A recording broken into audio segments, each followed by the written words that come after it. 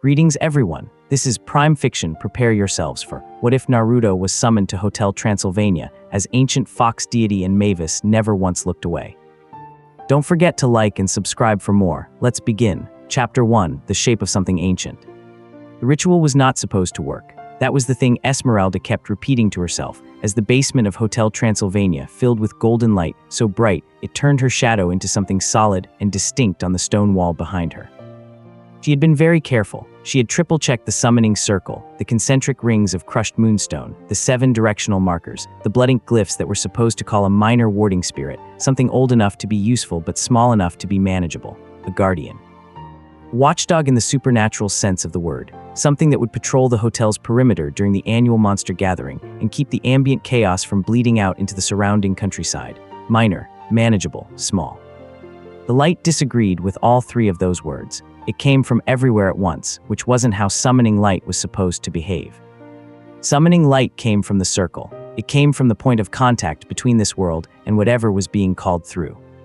It was directional and contained. This light came from the walls, from the ceiling, from the old wine racks in the corner, from the spaces between Esmeralda's fingers when she threw her hands up to shield her eyes. It came from inside the stone, like the stone itself had been waiting for an excuse to remember. It was made of compressed ancient earth, and ancient earth remembered everything. The circle cracked. Not broke, cracked, in the way old pottery does when something expands inside it faster than the clay can accommodate. Then the light pulled back fast like an exhale and something landed. Not appeared, landed, with weight, with presence. The stone floor registered the impact not with a sound but with a feeling, a vibration that moved up through the soles of Esmeralda's boots and into her knees and kept going, slow and steady, until she felt it behind her sternum like a second heartbeat trying to sync up with her own. She lowered her hands. He was sitting cross-legged in the center of what remained of her circle, elbows resting on his knees, 9 tails fanned out behind him in a lazy semicircle. Each tail was the color of something between sunlight and fire, not quite orange, not quite gold, something more fundamental than color, the way the concept of heat might look if you tried to render it visible. They moved slowly, with the unhurried ease of something that had never once needed to be tense. He was looking at her, blue eyes. That was the first thing she registered properly. Blue eyes in a face that was human in all the obvious ways and ageless in every way that mattered. Whisker marks on each cheek, 3 lines, like old scars that had been there so long they'd become architecture. Blonde hair that caught the retreating light and held some of it, and a coat, long, white with flame patterns climbing the hem, that settled around him as naturally as wings fold. He looked around the basement with the easy curiosity of someone who'd walked into a new room at a party, taking stock. Not impressed, not unimpressed, just present. Huh, he said. His voice was warm and unhurried. A wine cellar, that's new. Esmeralda's throat worked soundlessly for 2 full seconds. You, I, the circle, cracked, he said, glancing at the ruined moonstone pattern. Yeah, those are designed for smaller things. You got the directional markers right, though, the northeast one especially. Good instincts, he tilted his head slightly. What were you actually trying to call? A warding spirit, she managed. A minor one. For the hotel's perimeter, he nodded slowly, like this was entirely reasonable information. So the frequency was right, but the amplitude was off. He unfolded from the cross-legged position and stood up, and Esmeralda took 2 steps back without entirely deciding to. Not because he moved toward her, he didn't, but because the room adjusted when he stood. The air pressure changed. The torchlight that lined the basement walls brightened by half a degree, as if his presence was pulling energy toward itself the way gravity pulls loose objects. How long has the hotel existed? Almost 300 years, Esmeralda said. 300 years of accumulated supernatural energy in the foundation stones. He was walking the perimeter of the room now, trailing one hand along the wall at waist height, not quite touching it. That much old power sitting in a ritual space will warp a summoning signal. You asked for a minor spirit, and the earth underneath, this building heard the frequency and decided to answer itself. He paused, pressing 2 fingers lightly against the stone, ambitious of it. Who are you? Esmeralda asked. Her voice came back fully on that question. It was, after all, the most important one. He turned and he smiled, and it was a very ordinary smile, actually. Wide, easy, a little lopsided, the kind of smile that belonged on a face that had laughed a lot. It was the most disarming thing in the room, which in a room containing 9 supernatural tales of living foxfire was a considerable achievement. Naruto, he said, Uzumaki Naruto. And before you ask, no, I'm not here to cause trouble. I'm not here to make a contract. I'm not here to collect anything or claim anything or start anything. He glanced around the basement again. I'm just here. Esmeralda stared at him for a long moment. Dracula, she said, is going to lose his mind. She was not wrong. The meeting happened in the grand foyer, 20 minutes later, because Naruto had followed Esmeralda up the basement stairs without being asked and stepped out into the hotel's main entrance hall with the same calm, exploratory energy he'd shown in the wine cellar. He looked up at the vaulted ceiling, at the chandelier dripping crystals above them, at the carved stone pillars and the vast staircase curving upward. Several guests were in the foyer, a family of werewolves, 2 mummies checking in at the front desk, a young Frankenstein's monster who'd been playing with a rubber ball near the fireplace. They all stopped what they were doing and stared. The werewolves pressed back against the wall, very quietly, the way wolves do when they register something at the apex of a hierarchy they didn't know they were in. The mummies simply stopped moving. One of them had been mid-sentence. The sentence stayed unfinished. The Frankenstein child picked up his rubber ball and held it with both hands and watched Naruto with enormous, unblinking eyes. Naruto looked at the child, raised one hand in an easy wave, and the child, bless him, being 8 and therefore blessedly free of the survival instincts that complicate adulthood, waved back enthusiastically. Dracula arrived at the top of the staircase approximately 45 seconds after Esmeralda's alarm spell reached him. He appeared in the way Dracula generally appeared when something required his authority, which was to say, dramatically, capes settling around him with practiced precision, red eyes scanning the foyer from the elevated vantage of the top step, with the particular sharp attention of a man who had been managing supernatural crises for 3 centuries and had developed a very reliable instinct for gauging threat levels. He looked at Naruto. His cape stopped settling. Whatever his instincts had been primed to register, a rogue wizard, a territorial demon, something with claws and malice and the usual straightforward vocabulary of danger, those categories didn't have a file for this. Dracula was very old enough that his read on power was less conscious calculation and more bone-deep animal recognition, the kind that didn't consult language before forming conclusions. His instinct looked at Naruto, took the measure of what was standing in his foyer, and sent back information that was, frankly, difficult to process. He came down the stairs at a measured pace, chin up, shoulders back. He was Dracula and this was his hotel, and whatever this was, it was standing in his foyer without an invitation. I don't recall extending an invitation, he said, his voice carrying the precise, resonant authority of someone who had been the most powerful thing in every room he'd entered for over 1,000 years. He reached the bottom of the stairs and stopped, maintaining the distance with careful dignity. Who are you, and how did you get in? Your witch summoned me, Naruto said, gesturing easily toward Esmeralda. Accidentally, and my name is Naruto. He paused. You're Dracula. I am, Dracula said, and you're standing in my hotel without an invitation, which is technically Esmeralda's fault, Naruto said, not unkindly. I didn't ask to be here. She can explain the specifics, but the short version is that the energy in your foundation stones amplified her summoning signal, and here I am. He looked around the foyer again with that same unhurried appreciation. It's a good hotel, by the way. You can feel how much care went into it. The walls have history. Dracula opened his mouth, closed it, and then, with the controlled restraint of someone exercising tremendous discipline, said, What are you? Naruto considered the question with genuine thoughtfulness, which was somehow more unsettling than any other possible response to it. I'm a few things, he said. Mostly I'm a fox deity. The 9 tails tend to confirm that for people. He glanced over his shoulder at the tails, which were still doing their slow, unhurried drift, unbothered by the audience.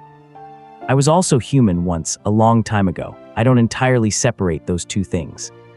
A deity, Dracula repeated. Is that a problem? Dracula looked at him for a long moment. In the years he had spent building this hotel, in the centuries of managing guests and crises, and the endless, exhausting politics of the monster world, Dracula had faced things that tested his authority in every conceivable way. He had faced them all with the certainty that his power, his preparation, his walls were sufficient.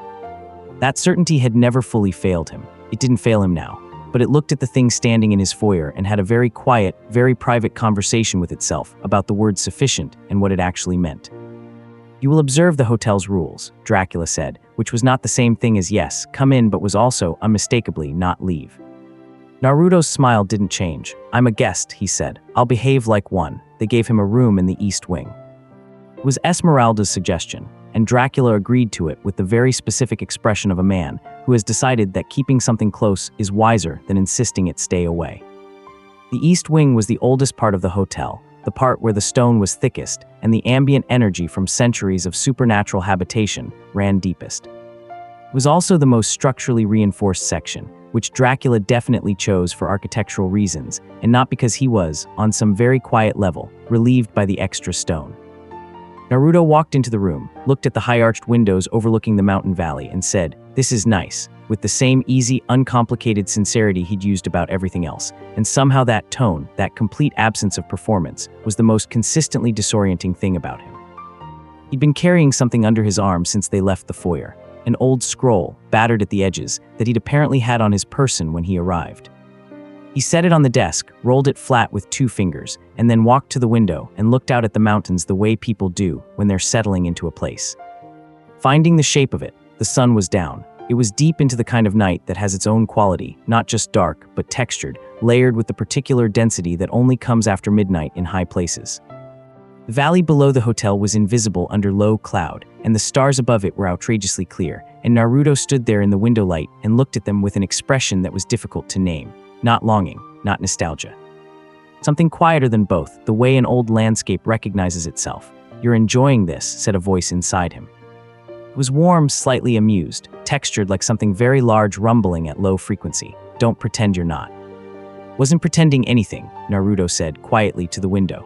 "A vampire hotel," Kurama said, and the warmth in it was so clearly the warmth of something trying not to laugh that Naruto's mouth twitched. 300 years of wandering, and this is where we end up. We ended up here because of the foundation stones and a witch who got her signal frequencies crossed. "We ended up here," Kurama said, "because some part of you answered." Naruto didn't respond to that. He looked at the mountains for a while longer, then turned and sat on the edge of the bed, which was carved from something very dark and heavy and older than the rest of the furniture, and the fact that it didn't make a single sound under his weight said something about the quality of the craftsmanship.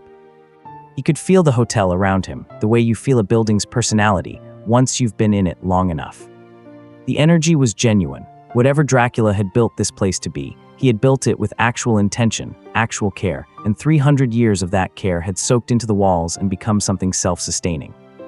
There was real warmth here, underneath all the stone and the vaulted ceilings and the elaborate Gothic architecture. Real shelter. Naruto hadn't lived inside of genuine shelter in a very long time. "Don't get attached," Kurama said.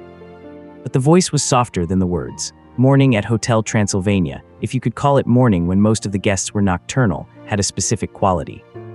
Common areas filled gradually with the unhurried, slightly blurry energy of people who had chosen to keep unusual hours and had built their entire social architecture around that choice. Guests drifted into the dining hall. The kitchens ran at half capacity but without stopping.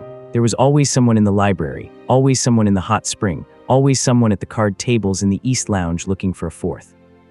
Naruto found the library himself, which impressed the library's usual occupant, a very elderly vampire who had been using the southeast corner reading chair since the hotel opened and did not care for surprises in his vicinity. The elderly vampire looked up from his book, saw Naruto, and looked back at his book with the expression of a man who has decided, as a matter of personal policy, to simply not engage with certain categories of information. Naruto pulled a book off the shelf with the easy familiarity of someone who has always felt at home in rooms full of accumulated knowledge.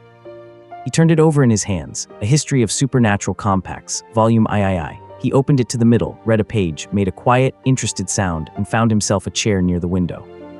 That was how Mavis found him. She didn't arrive in the library with any particular agenda. She came because she always came to the library in the late morning for her being roughly 11 in the morning, which was barely past dawn in practical terms. And she came the way she always came, with slightly tousled hair, and a cup of something she was still drinking, and a general air of being entirely awake in the brain, while the rest of her was still negotiating the transition from sleep. She pushed through the library door, took 2 steps in, and stopped. He was sitting by the window in the old leather chair that nobody ever sat in because it was positioned at an awkward angle to everything else in the room, and he had a book open and was reading it the way you read something genuinely interesting rather than something you're supposed to read.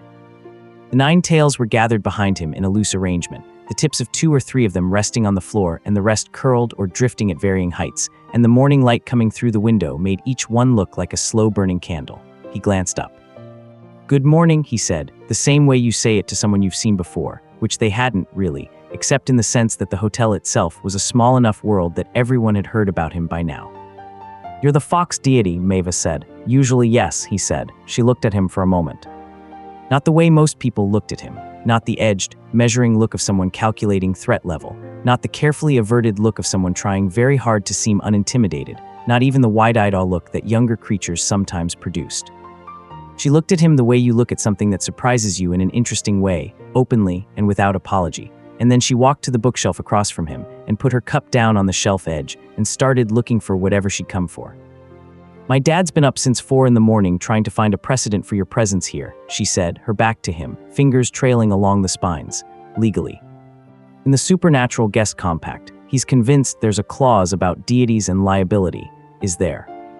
"I have no idea. I told him if there was, you'd probably know it better than he does." She pulled a book off the shelf, looked at it, pushed it back. "He didn't love that, I bet," Naruto said. She turned around, leaning back against the shelf with her arms crossed, and looked at him with that direct, curious attention again. "What's it like?"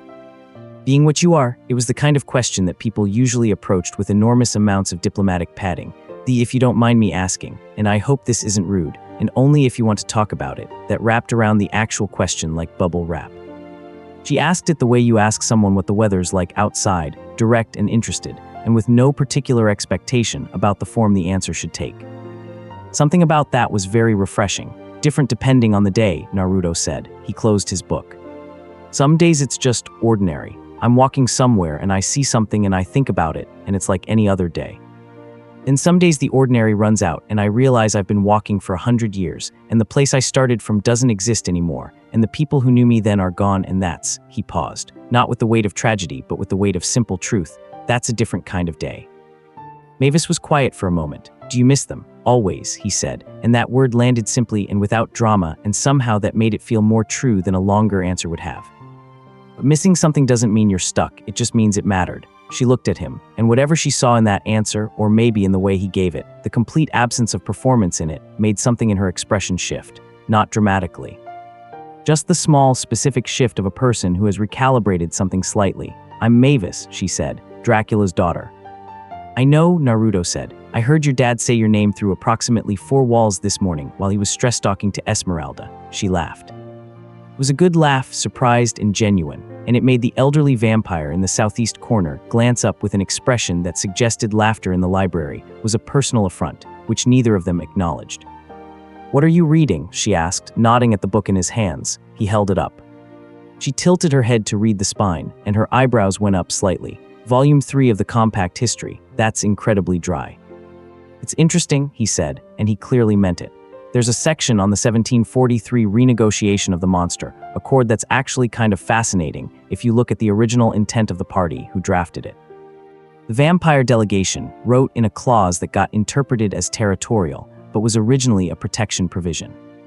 The language got corrupted over 2 translations, and nobody caught it for 40 years. Mavis stared at him for a beat. "You found that in 20 minutes, I read fast." She pushed off the bookshelf, picked up her cup, and crossed the room to the chair across from him and sat down, pulling her knees up underneath her and wrapping both hands around the cup.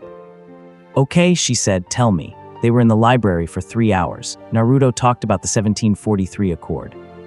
Mavis asked a question about the translation error that was so specific and structurally sharp that it made Naruto pause and actually reconsider one of his points. And then they were both reading different sections of Volume 3 trying to find corroborating passages. And somewhere in there Mavis sent a request to the kitchens for coffee, and Naruto discovered that coffee was, in his opinion, one of the better things the modern world had developed. And the elderly vampire eventually gave up on his reading entirely and left in silent protest. The thing about Mavis, Naruto thought, was that she was genuinely smart. Not smart in the way of people who'd read a lot, she'd read a lot, but smart in the way of people whose thinking moved sideways when everyone else's was moving forward. She made connections he didn't see coming, and when he challenged one, she didn't back down immediately. She thought it through and either found her footing or changed her mind with the clean confidence of someone who didn't confuse stubbornness with conviction. She asked him about the Kurama inscription in the southeastern corner of his coat. He hadn't expected her to notice it, and he definitely hadn't expected her to ask about it in kanji. "You read old kanji," he said. "A little. There's a section in the archive down the hall that has some very old texts in East Asian supernatural dialects. I've been working through them for fun." She paused. "Is that the name of your," she searched for the right word, "the Nine Tails?" "Is it his name?" "Our name," Naruto said. "We share it, sort of. It's complicated in a way that doesn't translate well into most languages." He considered how to explain it. "Imagine you grew up carrying something that everyone around you was terrified of, and over time you stopped seeing it as something you carried and started seeing it as something you were. And then you realized it could see you back. Mavis thought about that seriously, and that was the best thing that ever happened to me, Naruto said. Yeah, she looked at him for a moment, and something in the look was different from the general directness she'd been employing all morning. It had more depth to it, like the question she was turning over was one she didn't quite have the words for yet. Before she found them, the library door opened and Dracula walked in. He saw Mavis first, and the expression he made was a very specific one. The expression of a parent who has spent the morning worried about something and has now found their reason for worry sitting comfortably in a chair, apparently having a good time, which in a different context would be reassuring, and in this context was the opposite. Then he saw Naruto, and the expression became more complex. Mavis, he said, and the precision with which he managed to make one word carry the sentence, "What are you doing in here with an ancient deity you met 8 hours ago," was genuinely impressive. Dad, Mavis said, did you know there's a translation error in the 1743, a chord that's been misread for 200 years? That is, Dracula said, not what I came to discuss. I know. She unfolded from the chair, unhurried, and picked up her cup. I'll be at lunch, she looked at Naruto. We should finish this. We should, he agreed. She left. Dracula watched her go, and then turned back to Naruto with the focused, measured attention of a man who had made peace with the fact that this conversation was going to be more complicated than he preferred. She's been here 3 hours, Dracula said. She's interesting to talk to, Naruto said. You've done a good job with her. Whatever Dracula had been preparing to say rerouted entirely. He looked at Naruto with an expression that couldn't quite decide between being disarmed and being suspicious of being disarmed. He started, then what do you mean? She thinks well, Naruto said, and she doesn't apologize for it. That's not an accident. Someone gave her the confidence to use her mind without checking if it was acceptable first. He set the book down on the side table. That's good parenting. Dracula stood very still for a moment. Then he said more quietly, she is all I have. I know, Naruto said. I can feel it. The whole hotel is built around that. He wasn't saying it unkindly. He was saying it the way you describe architecture, recognizing what holds the structure up. I'm not a threat to her, Dracula. I'm not here for anything. You are a deity in my hotel, Dracula said, and the word deity landed with a weight that wasn't exactly the usual fear weight. It was something more complicated, the weight of a man who has spent 1,000 years being the apex predator in every room he enters, and who has, in the last 12 hours, quietly revised his understanding of what that phrase means. You have power that I cannot account for. I cannot protect her from something I cannot account for. You can't protect her from me, Naruto said plainly. Not in the way you mean, but you don't need to because I'm not going to hurt her. He met Dracula's eyes, and there was nothing in his gaze that challenged or performed or sought anything. It was just the flat, quiet certainty of a statement that had no politics attached to it. That's not what I am. Dracula held his gaze for a long moment. Then he said with great, careful precision, you will observe the hotel's rules. Naruto's mouth curved. You said that last night. I will keep saying it, Dracula said, until it stops needing to be said. He left. Naruto picked up the book again. That evening, the hotel filled. The annual monster gathering was the reason Esmeralda had been attempting the warding ritual in the first place, and the guests arrived in the way that monster gatherings always did, with energy, with history, with 100 different species navigating the same space with the complicated social choreography of people who have been sharing a world they didn't choose together for longer than most civilizations have lasted. The foyer was loud with it by sundown. Werewolves greeted each other in the particular low-frequency way that passed for understated enthusiasm in their culture. A contingent of sea monsters had checked in that afternoon and were taking up significant real estate in the corridor near the pool, politely but firmly, the way large aquatic beings tend to do. Several witches had arrived with Esmeralda's coven and were looking at Naruto when they encountered him in the hallway near the dining room, with expressions ranging from professional respect to barely contained academic excitement. He handled all of it the same way, easy, present, interested without being available, warm without being accessible in the way that invited anyone to mistake warmth for weakness. At dinner, he sat at a table near the east window by himself. Because the table was next to a very interesting architectural detail, he'd noticed that afternoon a section of wall where the stone had been inscribed with something in an old protective dialect that predated the hotel's construction, and he wanted to look at it while he ate. 3 different guests stopped by his table in the first 15 minutes with varying degrees of diffidence. He was polite to all of them. None of them stayed long. Mavis sat down across from him with her plate and without preamble and said, "You didn't eat at dinner last night." Esmeralda was worried you didn't know about the food. "I wasn't hungry last night," he said. "What is this?" "Garlic-free moussaka," she said. "Obviously. Obviously, he agreed and tried it, and made the face of a person who has not eaten a well-cooked meal in a long time and is experiencing the full implications of that fact. She watched him with the small, quietly pleased expression of someone who has predicted a reaction and been correct. Good, right. Really good, he said, and then looked at the inscription on the wall again. She followed his gaze. You've been looking at that wall since you sat down. It's interesting. There's a protection inscription built into the original stone, pre-foundation. Whoever laid the first stone here was already thinking about what the building needed to do. He tilted his head slightly. Did Dracula do the original construction, or was there something here before? There was a ruin, Mavis said, very old.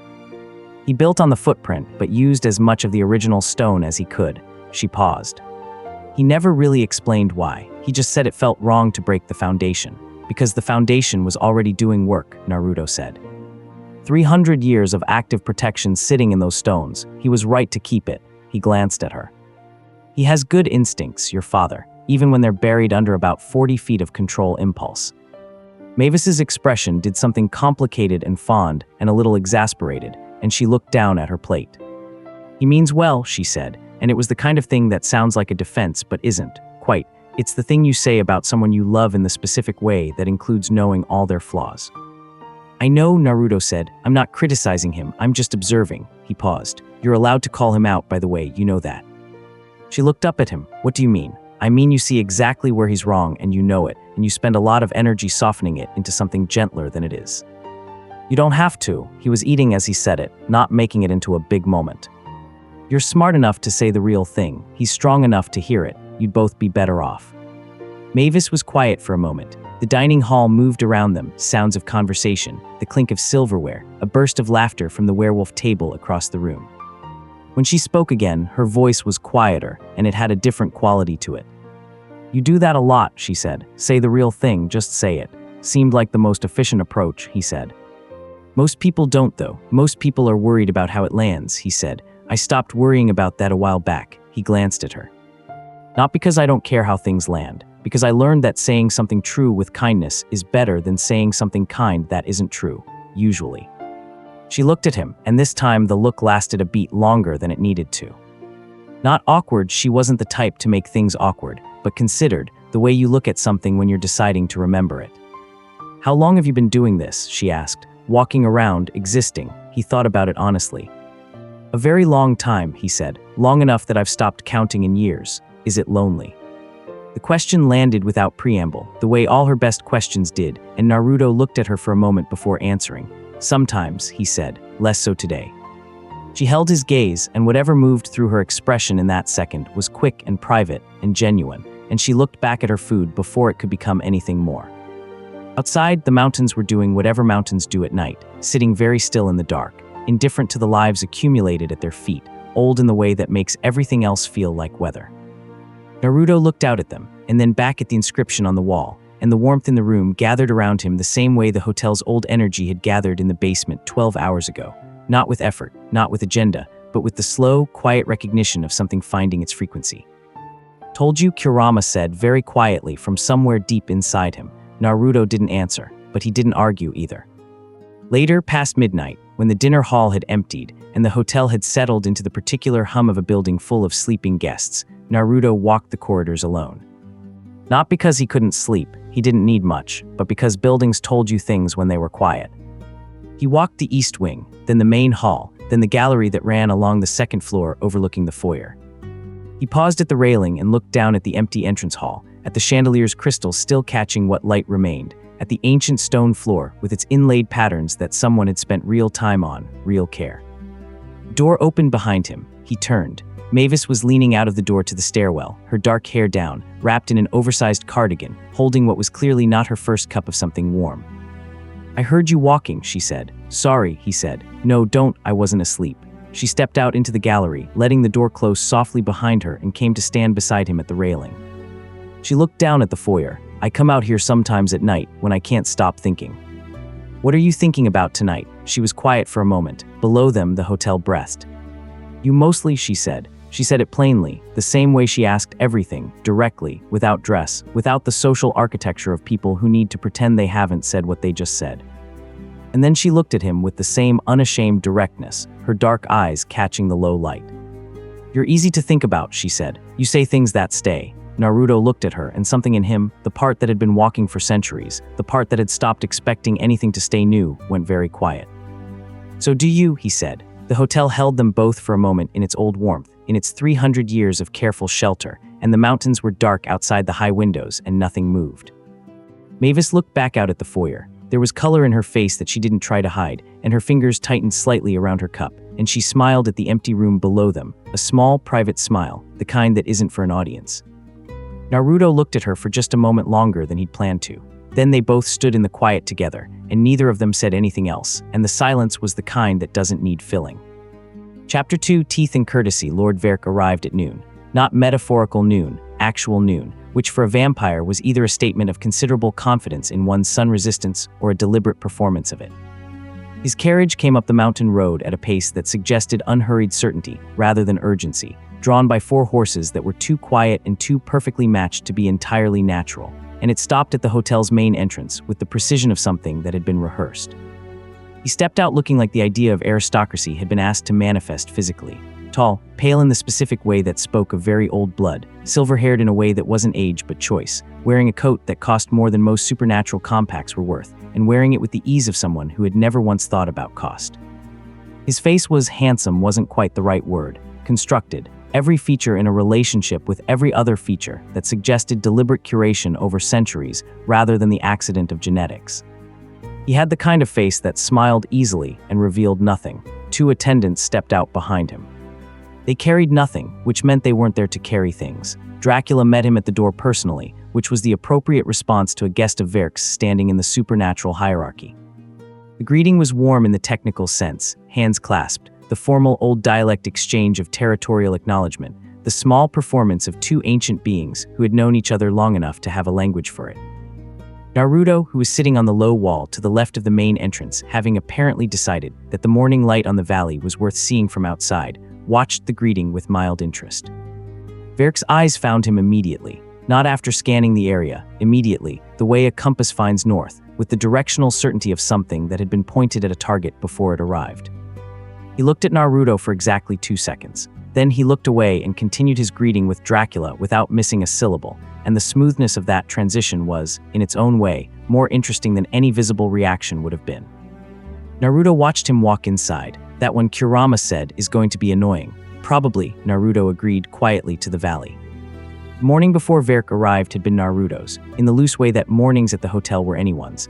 The gathering had its scheduled events, its formal sessions, its diplomatic meetings that Dracula managed with the precise exhaustion of someone who had been the convening authority of monster politics for longer than most political systems had existed.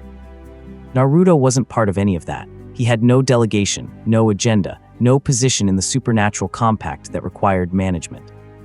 He was a guest, technically, in the specific sense that nobody had asked him to leave, and Dracula had not yet found the precedent that would give him grounds to do so. So he had time. He spent the first part of it back in the library, finishing Volume 3 and starting Volume 4, which turned out to be significantly more interesting, because it covered the period of supernatural history that coincided with events he'd been present for. Reading the Monster World's version of those events was, charitably speaking, an experience in perspective. They'd gotten some things very right and some things interestingly wrong, and the margin notes that some previous reader had added to the copy, sharp, terse, clearly written by someone who'd also been present and disagreed with the official account, were entertaining enough that he found himself reading those more carefully than the text. Mavis appeared at 10:30 with her second coffee, and a book she didn't end up reading, which he knew because he could see it sitting unopened on the arm of the chair across from him, while she asked him questions about the margin notes and who he thought had written them. Someone old, he said, the dialects pre-1800, and whoever it was, they were at the 1697 council in person because they corrected the reported attendance list from memory. There's a name on the inside cover, Mavis said. He hadn't thought to check that. He flipped to the front page and she leaned across to point, and they were close enough for a moment that he could see the specific way she was trying to look at the page and also look at nothing in particular, which was a thing he recognized as effort. The name was written in a precise, old-fashioned script. Countess Myra of the Eastern Reaches, her copy, her annotations, and anyone who disagrees with them is welcome to argue with her in person. Naruto read it and laughed, a real one, short and genuine. Mavis laughed too, the kind that happens before you've decided to. I want to find more of her books, Mavis said. She probably has more notes in the archive section. The one you said you'd been working through. Mavis looked at him. How do you know where I spend my time? You mentioned the archive yesterday, and there's ink on your left index finger that's a different shade from your current pen. Older. The kind of ink they used in archive quality preservation before the modern formulas. He paused. Also, you have a very particular way of talking about the texts in that section. Like you've been with them long enough to feel proprietary about them. She stared at him for a moment. That's either impressive or slightly alarming. Observational habit, he said. I've had a long time to develop it. She shook her head slowly, but the expression she was suppressing was the one he was starting to recognize as the one she got when something pleased her more than she'd expected. The small, contained pleasure of a person who has found something genuinely surprising in an expected place. They went to the archive after that. It was on the sublevel below the library, reached through a narrow staircase that Mavis navigated with the ease of long familiarity, and Naruto had to angle slightly to keep his tails from brushing the walls. The archive was a long, low-ceilinged room with climate-managed air and shelves running floor to ceiling on both sides, and it smelled like old paper and preservation resin and the specific mineral quality of deep stone in cold places. Mavis pulled a box from a high shelf and opened it on the central table and started showing him the texts inside with the manner of someone sharing something they don't usually share, not performing the sharing but doing it naturally, which was its own kind of thing. The texts were extraordinary. Some of them were old enough that Naruto could feel the preserved energy still sitting in the paper, faint and cold and specific, like the thermal signature of a body long gone. This one, he said, picking up a thin sheaf of pages, was written during a chakra convergence. You can feel it in the paper. The ink was mixed with something from a convergence site. He held it up carefully. The writer was documenting something they didn't have words for and were trying very hard anyway. Can you read it? Mavis asked. Some of it. The dialect is unusual. He looked at it. It's a description of a meeting, maybe. A contact between the writer's people and something they called the Old Ones. Beings that predate the supernatural compact architecture, before there were agreements. He set it down gently. They were trying to say what it felt like to be near one. What did they say? He read the passage quietly, translating as he went, his voice low in the archive's hush. The description was clumsy and earnest and genuinely moving. The writer had been trying so hard to put into words the experience of standing near something vast and warm and frightening in a way that wasn't threatening, the way standing at the edge of an ocean is frightening, not because it wants to hurt you, but because it makes you understand your scale. When he stopped, Mavis was very quiet. That's, she started, then stopped. She tried again. Is that what people feel around you? He thought about it honestly. I think so, sometimes. Not everyone registers it the same way. I don't feel it that way, she said. I know, he said. I noticed. She looked at him, and the look had that quality again, the one from the gallery the night before, direct and undefended and sitting with something it hadn't named yet. Then Verk's carriage came up the road outside, and the hotel shifted into its arrival energy, and the moment stepped aside for the day. Lunch in the grand dining hall during the monster gathering was a production. 30 guests across a dozen species, 2 centuries of accumulated interspecies diplomatic protocol, and enough history between various attendees to fill every volume in the library twice over. Naruto sat at the east window table because he liked it, and because by now the other guests had calibrated to his presence enough that the visible anxiety in his vicinity had dropped from the air pressure. Is different near him to merely something significant, is in the room, don't stare.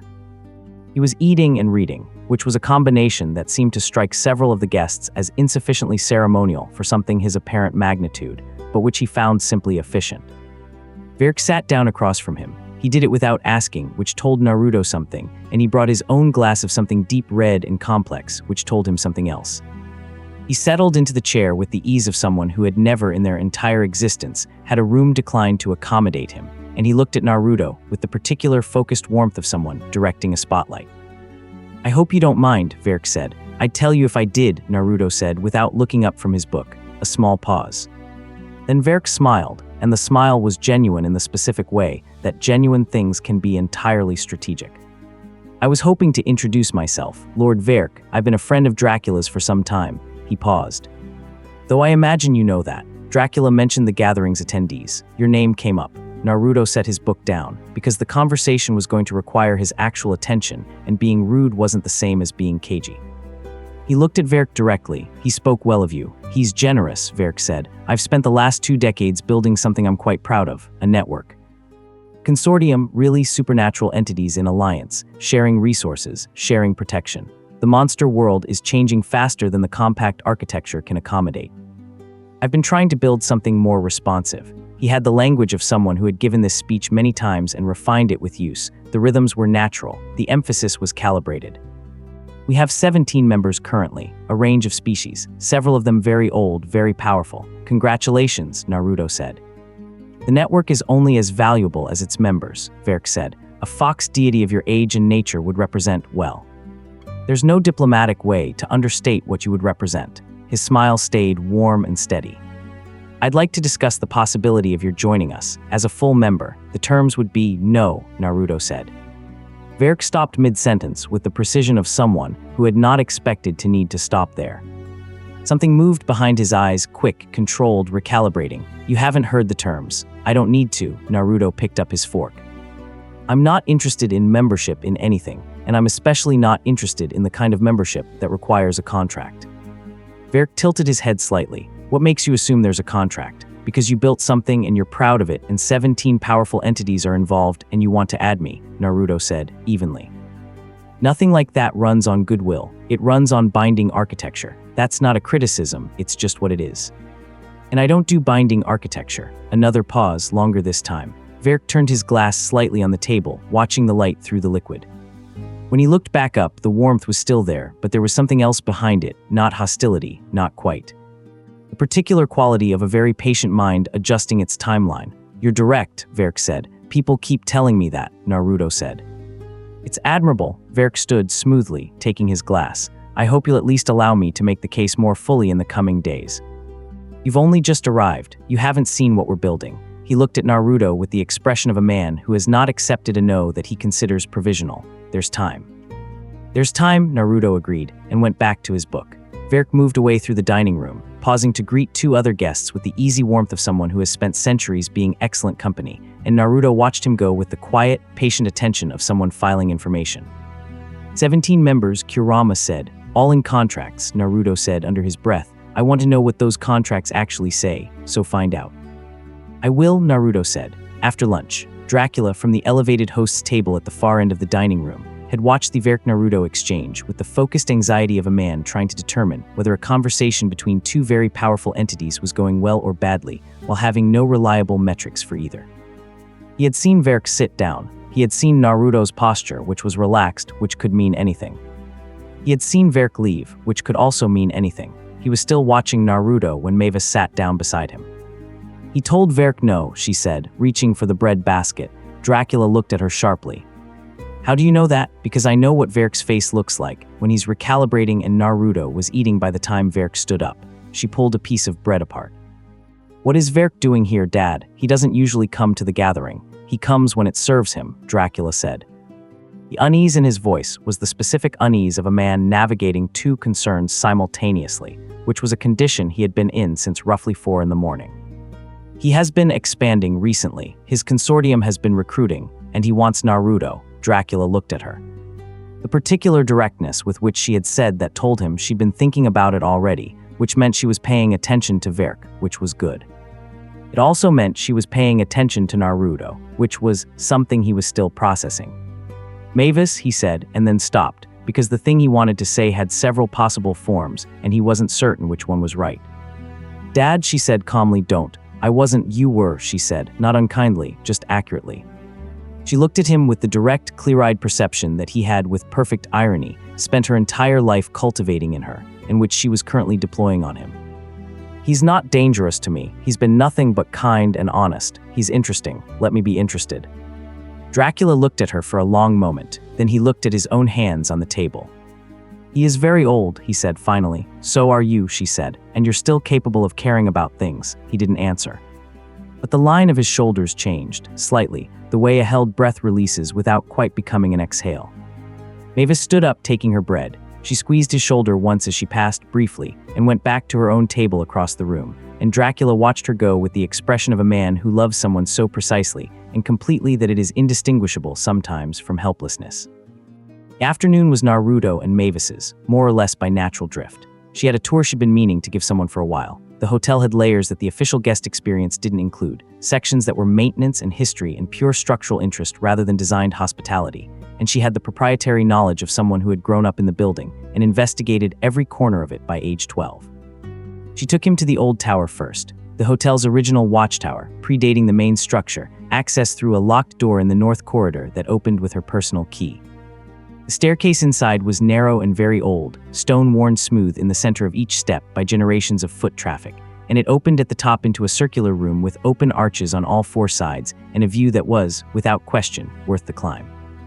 The valley spread below them in the pale winter afternoon, mountains on three sides, the faint distant line of what might have been a forest or a boundary or both at the outermost edge of vision.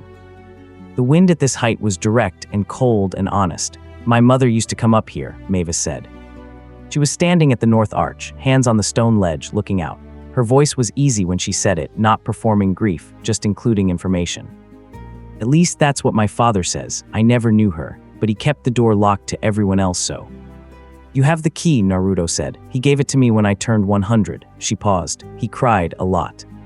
It was very Dracula about it. Naruto stood at the east arch and looked out at where the valley folded into mountain shadow. "She must have come up here to think," he said. "This is a good place for it." The altitude changes your internal dialogue. Things that seem complicated at ground level tend to sort themselves up here. Mavis looked at him. "Is that a real phenomenon or are you being poetic?" "Both," he said. High altitude increases the ambient oxygen content relative to lower density air, which affects, he looked at her expression, "You're making the face." "What face?" "The face that means you know the science and you wanted the poetic answer." She laughed, surprised, and turned back to the valley. "Fine, the poetic answer." "Your mother was very wise," he said simply. She looked at the valley for a moment. "Thank you," she said, equally simply. They stayed up there longer than they'd planned, which was how it tended to go. The conversation moved from her mother to the history of the tower to the nature of the valley's protection grid. There were old defensive enchantments laid in concentric rings around the mountain, Naruto told her, and she hadn't known that, and the explanation of how he could perceive them led to a conversation about how his perception worked that she found genuinely absorbing. "It's not like seeing," he said. "It's more like feeling the weight distribution of a room.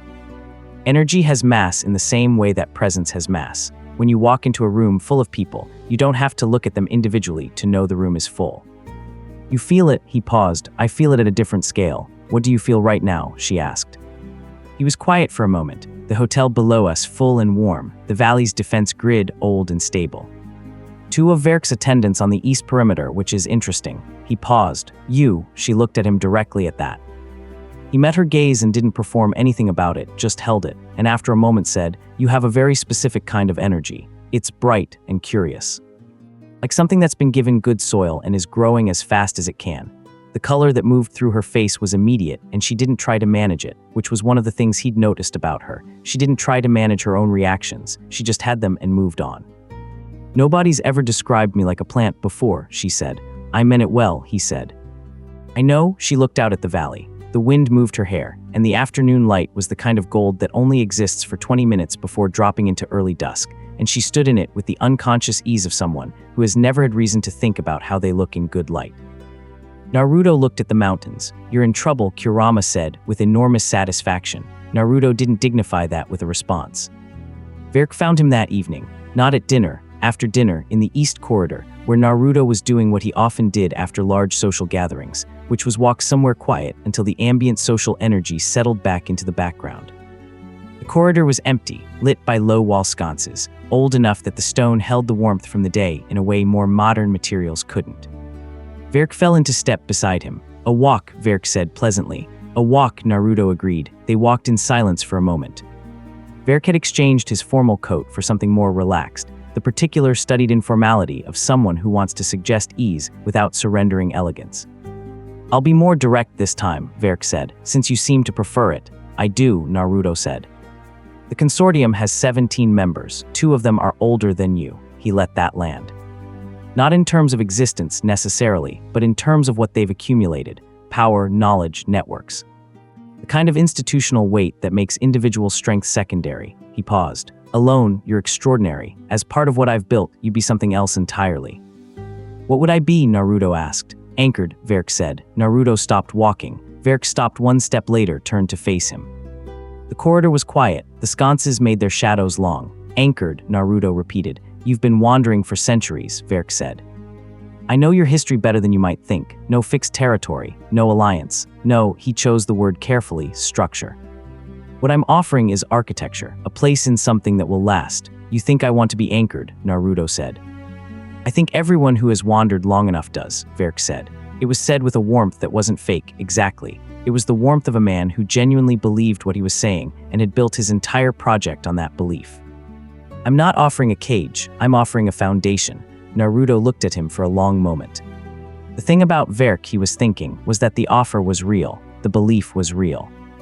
He wasn't wrong that there were beings in the world that had wandered so long that belonging anywhere had stopped feeling possible, and that a structure offering that belonging could be deeply, genuinely appealing to them.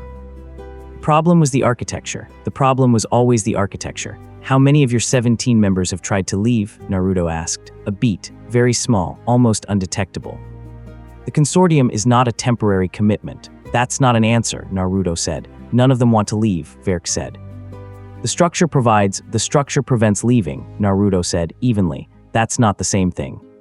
Something that holds you in place because you want to stay, and something that holds you in place because you can't leave are architecturally identical and experientially opposite. He looked at Verk steadily.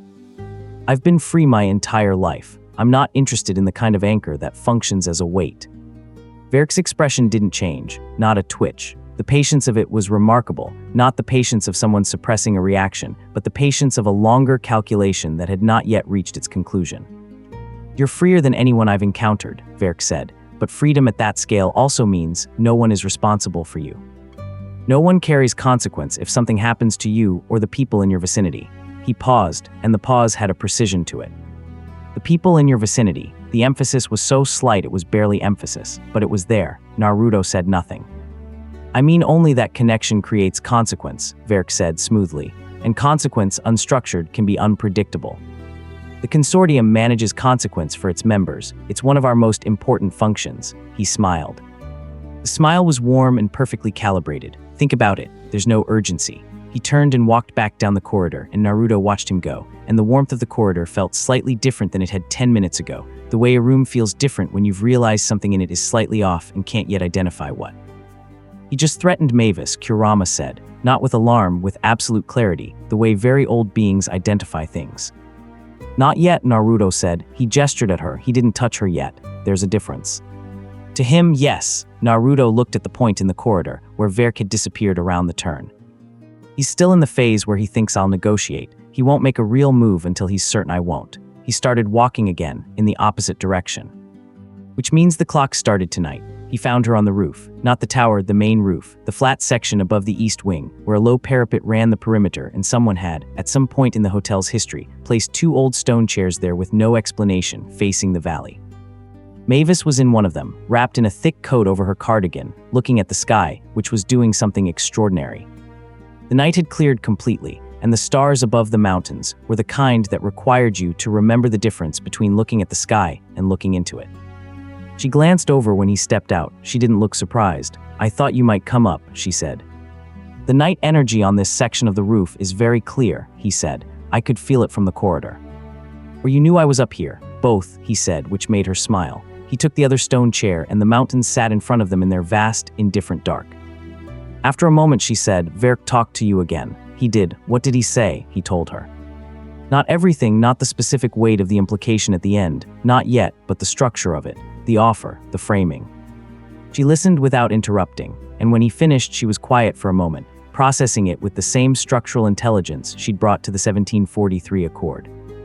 He thinks being free is the same as being unprotected, she said. He thinks the only thing worth building is something you can't leave, Naruto said. Which means everything he's built is designed to make leaving impossible. He paused. That tells you something about what he's actually afraid of. What's he afraid of? Irrelevance, Naruto said. A structure that people stay in voluntarily is just a community. You don't need to be Verk to build a community. What he's built requires him. That's not a community, that's a dependency architecture. And that only works if nobody leaves. He looked at the stars. He's afraid that if the architecture fails, there's nothing underneath it. No real relationship, no real loyalty, no real… He paused. Zing. Mavis looked at him sharply. Zing. Someone mentioned that word to me at dinner, he said. One of the werewolves was explaining it. Apparently it's… I know what it is, she said. and her voice had something in it that was complicated and amused and attempting to be neither. It's a monster world concept for the recognition of someone important to you, a soulmate-adjacent thing. Right, he said and didn't look at her. The werewolf was explaining that Verk's consortium has no room for it because contracts supersede it. Mavis was quiet. That's dark, she said finally. It is, Naruto agreed. The stars moved in their slow, oblivious arc. The valley was a pool of darkness below them, and the mountain peaks on the far side were a silhouette against the deep blue of the late-night sky, and everything was very large and very still. Mavis said quietly, when you told Verk no, both times, were you, she stopped, started again. Were you thinking about leaving, when this is over? He turned to look at her. She was looking at the valley, not at him, her profile clear in the starlight, and the question had been asked carefully, in the specific way of someone who is trying very hard not to ask the real version of the question underneath it. He thought about the honest answer. I wasn't thinking about it, he said. She turned to look at him then. Is that different from before? Very, he said. The color in her face was back, immediate and unmanaged, and she held his gaze for a moment with the direct, unashamed attention that was the most essentially Mavis thing about her, the quality that had been the first thing he'd actually noticed in the library that first morning. She looked at him like she wasn't afraid of what she'd see, and wasn't afraid to be seen doing it. Good, she said softly. Above them, the stars did their indifferent, ancient thing. Below them, the hotel held its warmth and its history, and its 300 years of careful, loving construction. In the east corridor, 2 floors down and 4 rooms away, Verk would be sitting in his room, with the patience of a very long calculation still in process. Naruto sat in the stone chair under the enormous sky and felt, for the first time in a very long time, no particular desire to move. Good, Kurama agreed from somewhere deep and warm. Stay. Chapter 3, Foxfire and Old Blood Dracula called it a formal meeting. What it actually was, Naruto understood from the moment he walked into the hotel's private council chamber and saw the arrangement of the room, was an attempt at a ceremony. The chamber was on the 3rd floor, accessible through a door that didn't appear on the guest maps, and that required Dracula's personal key to open. The room itself was old, older than most of the hotel, original stone, low vaulted ceiling, a long table of dark wood that had been in continuous use long enough that the surface had developed the particular depth of finish that comes from centuries of hands. Candles. Old ones in iron holders, not for atmosphere, but because this room had always used candles, and the tradition had simply continued. At the table sat 5 figures, Dracula at the head naturally. To his left, the hotel's oldest permanent staff member, a gargoyle named Strix who had been in the building since the foundation stones were laid and who served as the hotel's institutional memory in all formal matters. To Dracula's right, Esmeralda, who had the expression of someone who had been given 30 minutes of warning and had used them to locate every historical precedent she could find and print none of it out. Across from Esmeralda sat an ancient werewolf elder named Gura, one of the gathering's senior representatives, and beside her a bog witch named Thessaly, whose age was unclear, but whose presence in any formal supernatural proceeding was considered, by long-standing tradition, a form of legitimacy. Naruto walked in, looked at the table, looked at the candles, looked at the very deliberate arrangement of serious faces, and sat down in the empty chair at the table's opposite end from Dracula. Nice room, he said. Dracula folded his hands on the table. Thank you, I'd like to begin. Go ahead, Naruto said. What followed was, in structural terms, a masterpiece of diplomatic preparation. Dracula had clearly spent considerable time on this. The language was precise, formally archaic in the way of supernatural compacts, drawing on 3 distinct treaty traditions that Naruto recognized from different eras of the monster world's legal architecture. Core argument was this: the Hotel Transylvania existed as a protected neutral space, governed by the Supernatural Guest Compact of 1842 and its subsequent amendments. The compact established that any entity of significant supernatural magnitude residing within the hotel's boundaries was subject to a set of behavioral and energetic restraints designed to maintain equilibrium among guests. These restraints were called, in the compact's language, the House Accord. Dracula had, at some point in the last 48 hours, found a clause in the House Accord, Article 7, Subclause D, the one about entities whose presence constitutes an ambient alteration of the hotel's base energy environment, and he was now, with considerable precision, making the case that this clause applied to Naruto, and that accepting the House Accord's limitations was a condition of continued residency. It was a good argument, well-researched, well-assembled, delivered with the quiet authority of a man who had spent 1,000 years being the most formidable presence in rooms like this one. Naruto let him finish, all of it. Esmeralda looked increasingly like someone sitting next to a structural engineer who has just realized the building they're in has a load-bearing wall in an unexpected place. Strix was unreadable, which was standard for gargoyles. Gura watched Naruto with the patient attention of a very old predator reserving judgment. Thessaly was knitting something, which was either a sign of complete indifference or complete focus. With bog witches, it was genuinely hard to tell. When Dracula finished, the room was quiet. Naruto said, "Can I see Article 7, Subclause D?" Dracula produced the document. It had been prepared in advance, copied out in Esmeralda's handwriting onto formal compact paper, which told Naruto that the preparation had been collaborative and that Esmeralda had done most of the actual archival work. He read it. He read it twice, then he set it on the table and said, "This clause was written in 1887 during the Third Amendment to the Compact. The original language was in high supernatural dialect, and the phrase that's been translated here as ambient alteration of the base energy environment is, in the original, closer to destabilizing intrusion. Specifically, the kind of intrusion caused by a hostile entity that displaces existing energy by force." He looked at Dracula. "I haven't displaced anything. The hotel's base energy has actually increased by about 12% since I arrived because the foundation stones are resonating with an external source for the first time in probably a century. The building is more stable now than when I got here." A brief silence. "That's," Esmeralda started, then stopped, then looked at the document with the expression of someone whose footnote research has just developed a complication. "I can show you the original dialect text if you have access to the 1887 Amendment records," Naruto said. "The translation error is in the third paragraph. The phrase ambience alter ratio was the Latin overlay added in the 1901 standardization, and it broadened the meaning considerably from the high dialect original." He paused. "The clause you're citing doesn't apply to me legally." Dracula sat very still. "However," Naruto said, Dracula's attention sharpened. "The intent of what you're trying to do is reasonable," Naruto said. "You want assurance. You want something formalized that gives you a framework for my presence here, because frameworks are how you manage things you can't otherwise manage. I understand that." He looked at Dracula directly. "So let's do this differently. Instead of a compact clause that doesn't actually fit, tell me what you need. Say the real thing." The room was very quiet. Thessaly's knitting needles had gone still. Dracula looked at him for a long moment. The prepared argument had been set aside. What remained was the person underneath it, the father, the builder, the man who had spent centuries making certain the things he loved stayed safe, who had found in the last 2 days that the category of things he could not simply protect Mavis from was larger than he'd known. "I need to know," Dracula said slowly, "that you understand what she is to me." "She's everything," Naruto said. "I know that. And you," Dracula stopped, started again more carefully.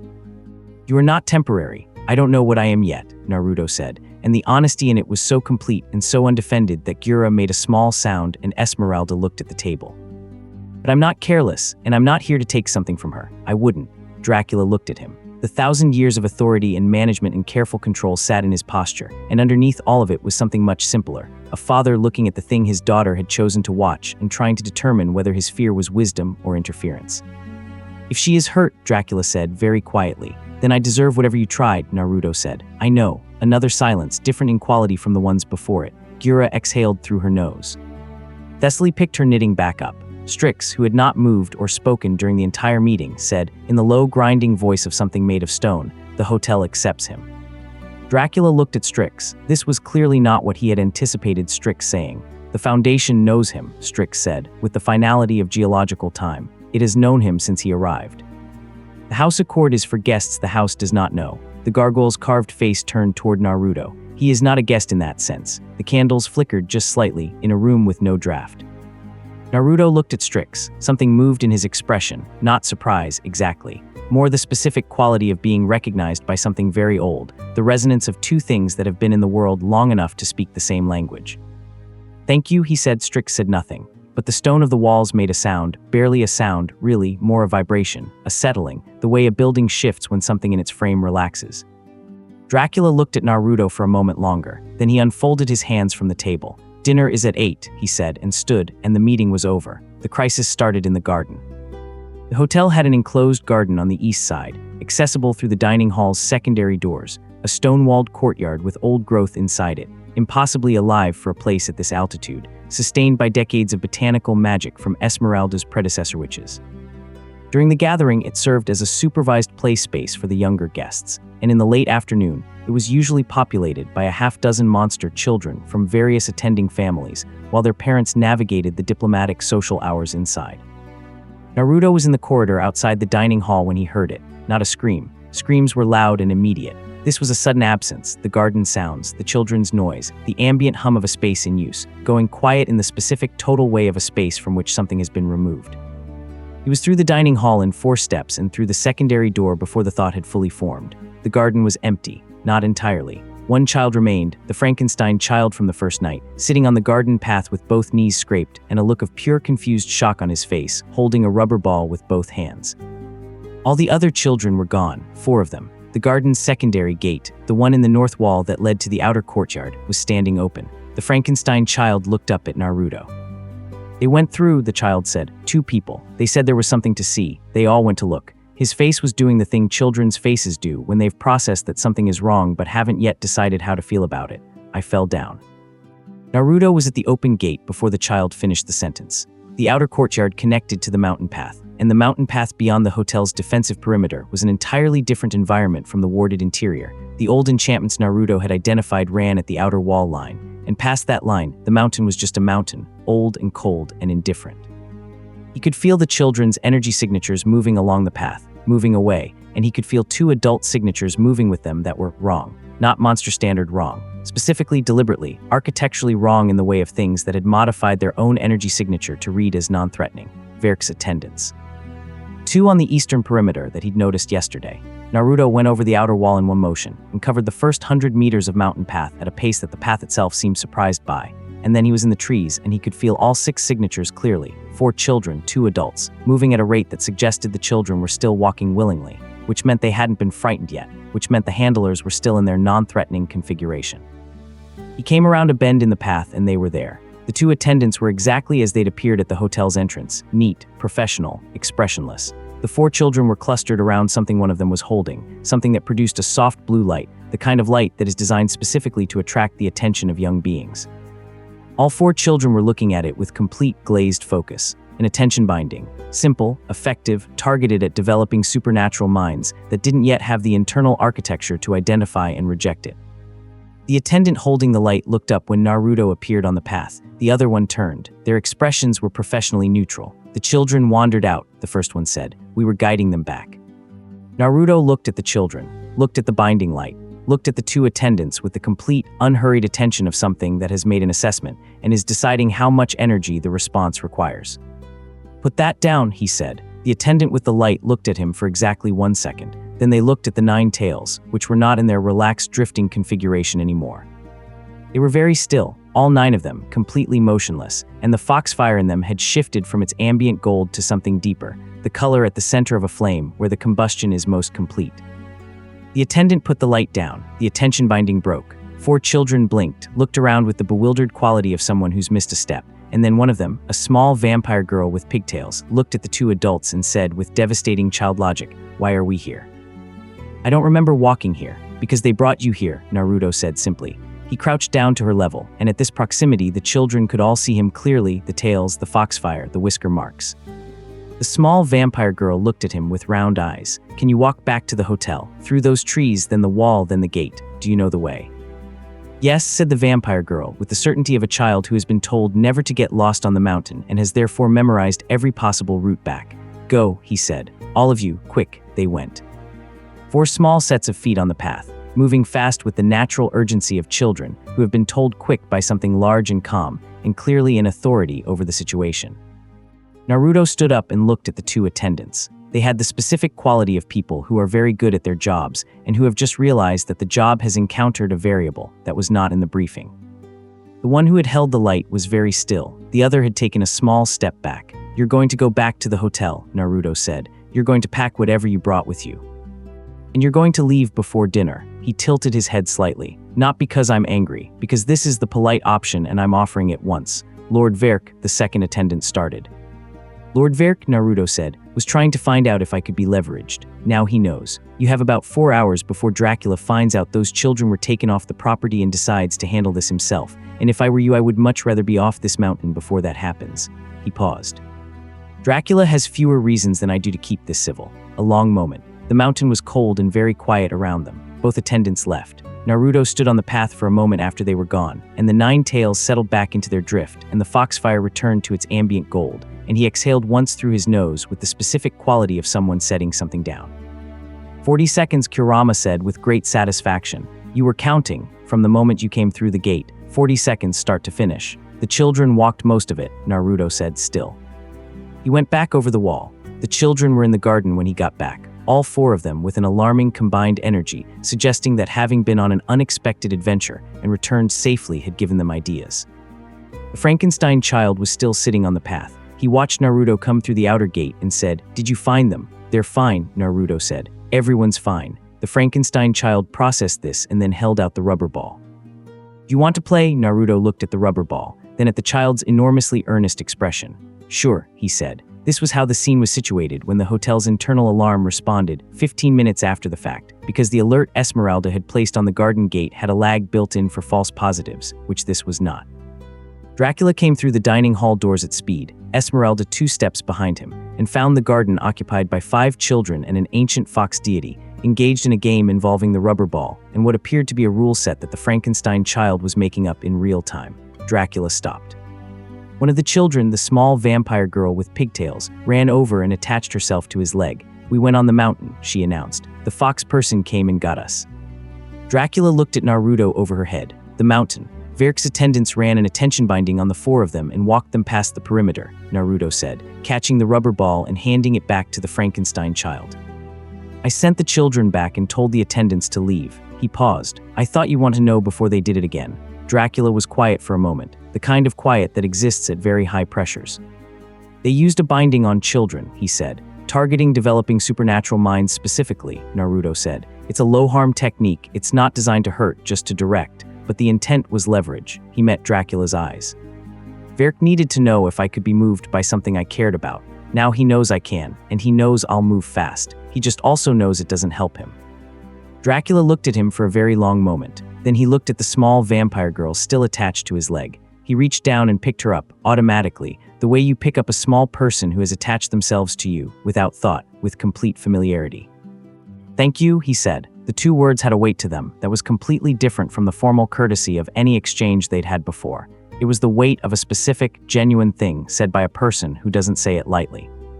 "Don't thank me yet," Naruto said. "Verk's going to escalate. What just happened was a probe, not the move. He knows I'm paying attention, which means he'll try something I'm not watching for." He looked at Dracula. "We should talk properly." Dracula set the vampire girl down. "Come," he said. They talked in Dracula's private study for 2 hours. It was the longest conversation they'd had, and it was different in quality from the formal meeting that morning. This was 2 people with different kinds of knowledge about the same problem, comparing notes without the architecture of authority between them. Dracula knew Verk in ways Naruto didn't. The history between them was long and complicated, and had operated, until recently, on the level of friendship, or what passed for friendship between 2 ancient, powerful beings who shared enough political context to have aligned interests. "He wasn't always this," Dracula said. He was standing at the window of his study, which looked out over the front approach to the hotel, and his posture had the specific tension of a man examining a shift in something he'd thought was stable. 20 years ago, the consortium idea was it was sound, actually. A genuine alliance, mutual protection. When did the contracts become binding rather than voluntary? Naruto asked. Dracula turned. "I'm not certain. I wasn't in the consortium, but the nature of what he was building, what I heard of it, changed. 5 years ago, perhaps 6. He paused. Around the time the 3rd or 4th member tried to withdraw and found they couldn't. "Did anyone escalate it formally, through the compact?" 2 attempts, Dracula said. Both failed at the review stage. The contracts are written in archaic supernatural law, they're technically legal. Uncomfortable ethically, but legal. No formal body has the standing to override them. His jaw was tight. "I should have paid more attention." "You were building this," Naruto said, gesturing toward the hotel, the gathering, everything Dracula's life had become. "You can't watch everything. I can watch my own doorstep," Dracula said, with a bitterness that was entirely directed inward. Naruto let that sit without argument, because it was true and Dracula knew it, and being told it wasn't true wouldn't help. "What does he actually want from me?" Naruto asked. Not the diplomatic version, the real calculation. Dracula was quiet for a moment. A fox deity in his consortium makes the contracts unbreakable in a way that even archaic law can't challenge. His current binding architecture has limits. Old enough entities can resist the contracts through sheer spiritual mass. But if you were in the network, Dracula paused, your energy would function as a stabilizing anchor for every other contract in the system.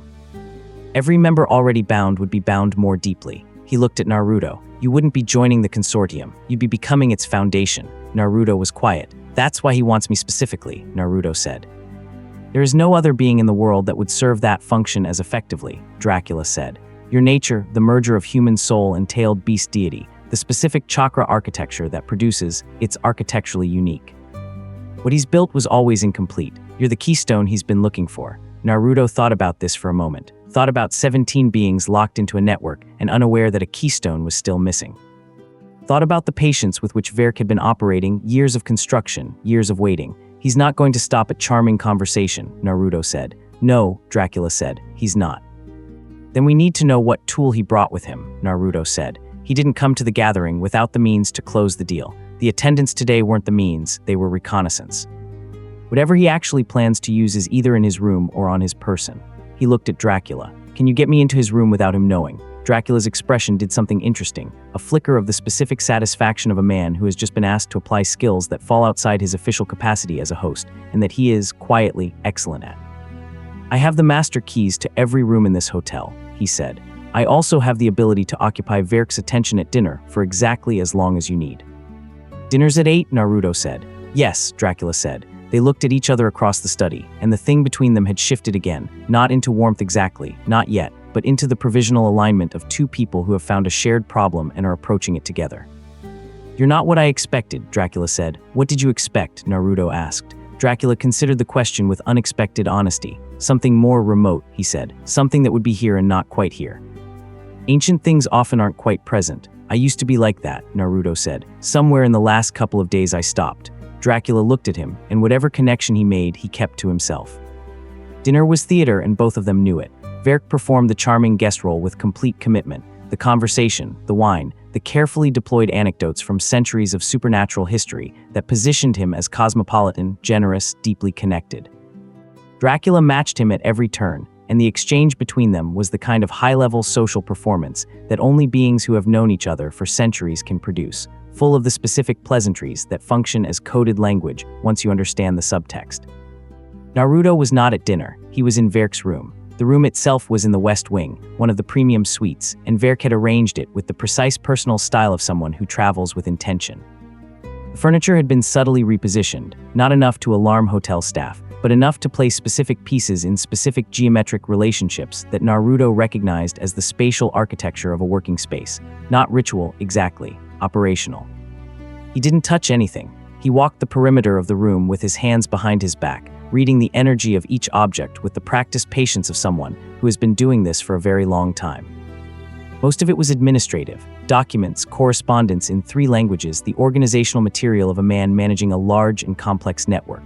Naruto scanned them efficiently. The contracts were there, copies, not originals, but enough to read the architecture.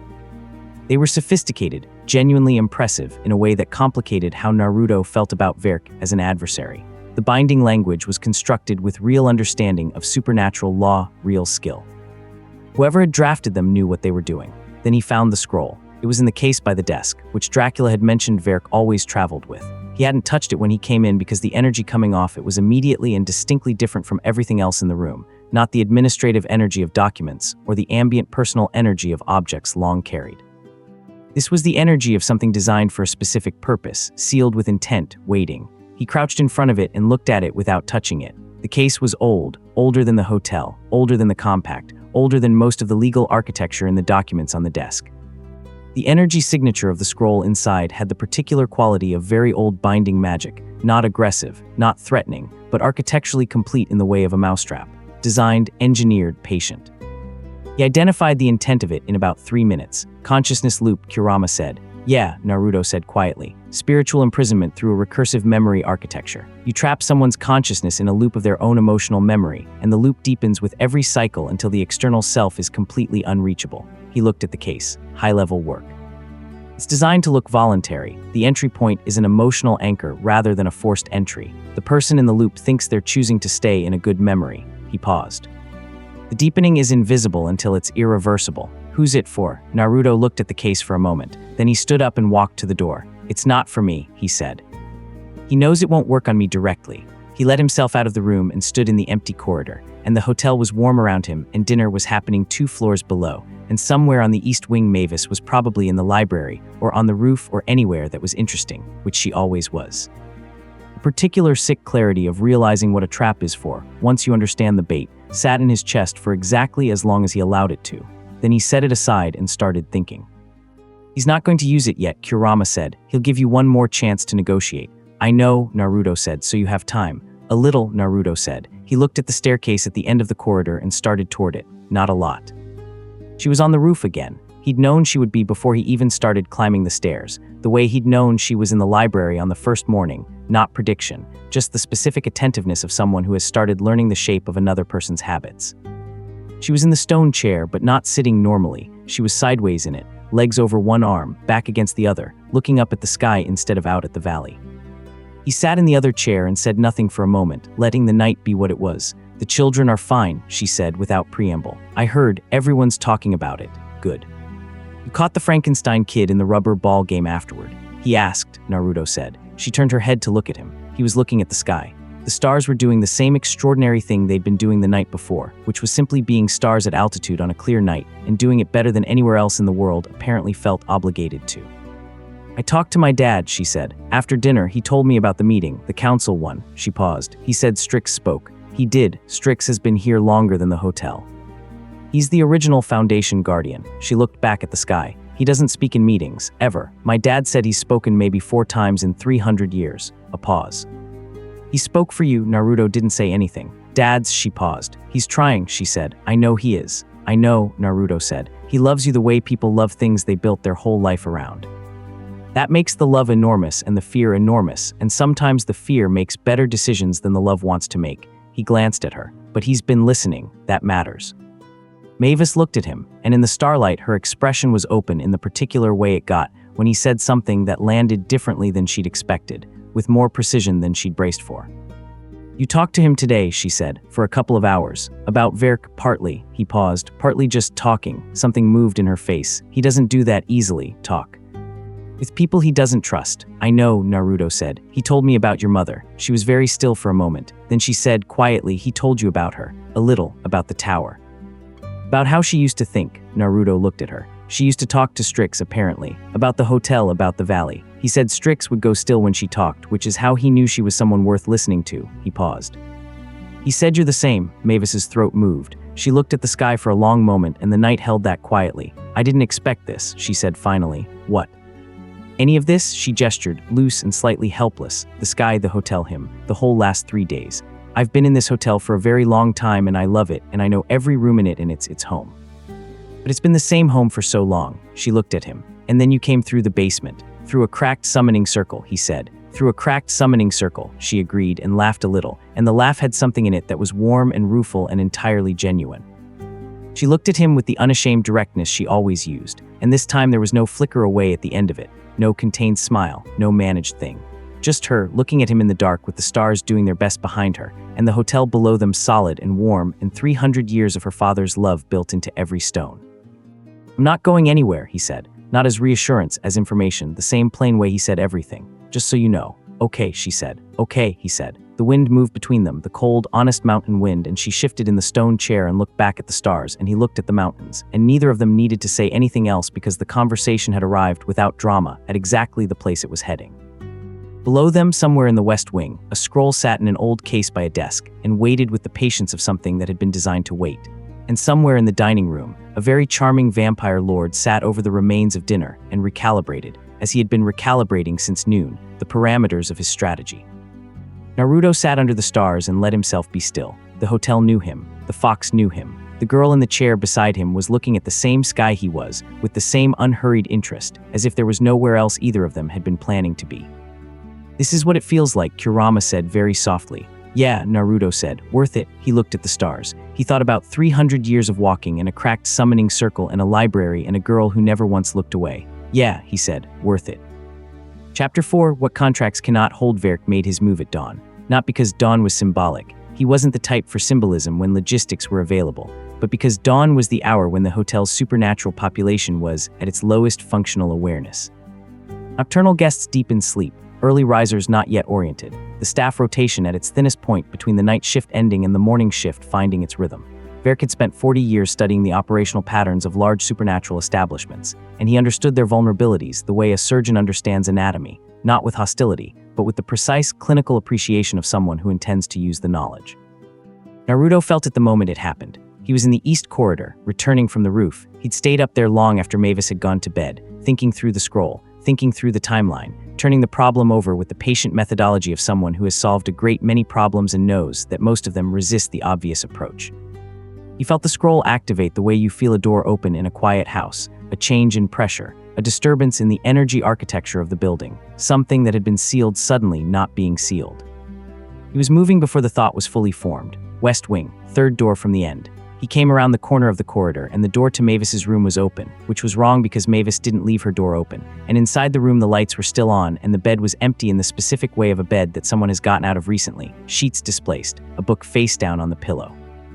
The scroll's case was on the floor in the center of the room, open and empty. Naruto stood in the doorway and looked at the empty case and let the cold certainty of it settle into place without interfering with his thinking. The scroll had been used here, which meant Verk had come into this room, which meant Mavis had been here when it activated.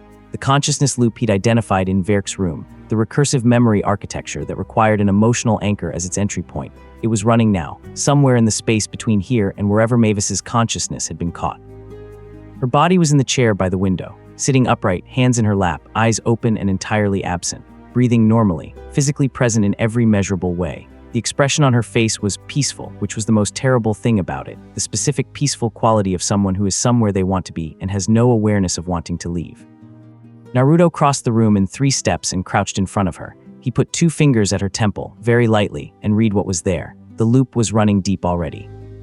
Faster than he'd expected, Verk had either used a more sophisticated version of the scroll than Naruto had assessed from the case's exterior, or the emotional anchor was stronger than a standard entry required, which meant Mavis had gone in willingly, had been pulled into something that looked like a good memory, and gone toward it the way anyone goes towards something that looks like comfort in the early morning when their defenses are lowest. He withdrew his fingers, he stood up, he turned around. Verk was standing in the doorway. He was dressed and composed in the way of a man who had been awake all night and had chosen to spend that wakefulness on preparation. His expression was the same warm, constructed thing it always was, and he held it now with the particular quality of a man who has played a long game and arrived at the moment where the pieces are where he placed them. "She's not harmed," Verk said. "I want to be clear about that. The construct is built entirely from her own positive memory. She's experiencing something she loves." He paused. "She'll be perfectly comfortable for as long as necessary." Naruto looked at him. "The terms are simple," Verk said. "You enter the consortium contract, full terms, binding architecture, the standard agreement I've offered you twice now, and the scroll releases her.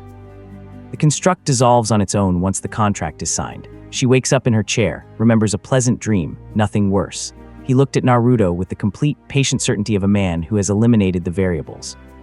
"You can't break the scroll by force. Forcing a consciousness loop dissolves it catastrophically. She doesn't recover. You can't reach her through standard spiritual channels because the construct is sealed against external contact. The only exit is the contract." The room was very quiet. Naruto said, "How long has she been in?" 20 minutes, Verk said. "The deepening cycle runs every 2 hours. After 3 cycles, the loop becomes self-sustaining and the exit condition no longer applies." He met Naruto's eyes. "You have time." "Not much, but some. I'm not asking for anything you wouldn't eventually have agreed to if I'd been more patient." "You think so," Naruto said. "I've studied you thoroughly," Verk said. "Your history, your nature. Being like you who has been alone for centuries, who has just found something worth staying for, the calculation is clear. She matters to you. The contract is a known cost." The math is simple, Naruto agreed. Something in his voice made Verk's focus sharpen by a fraction.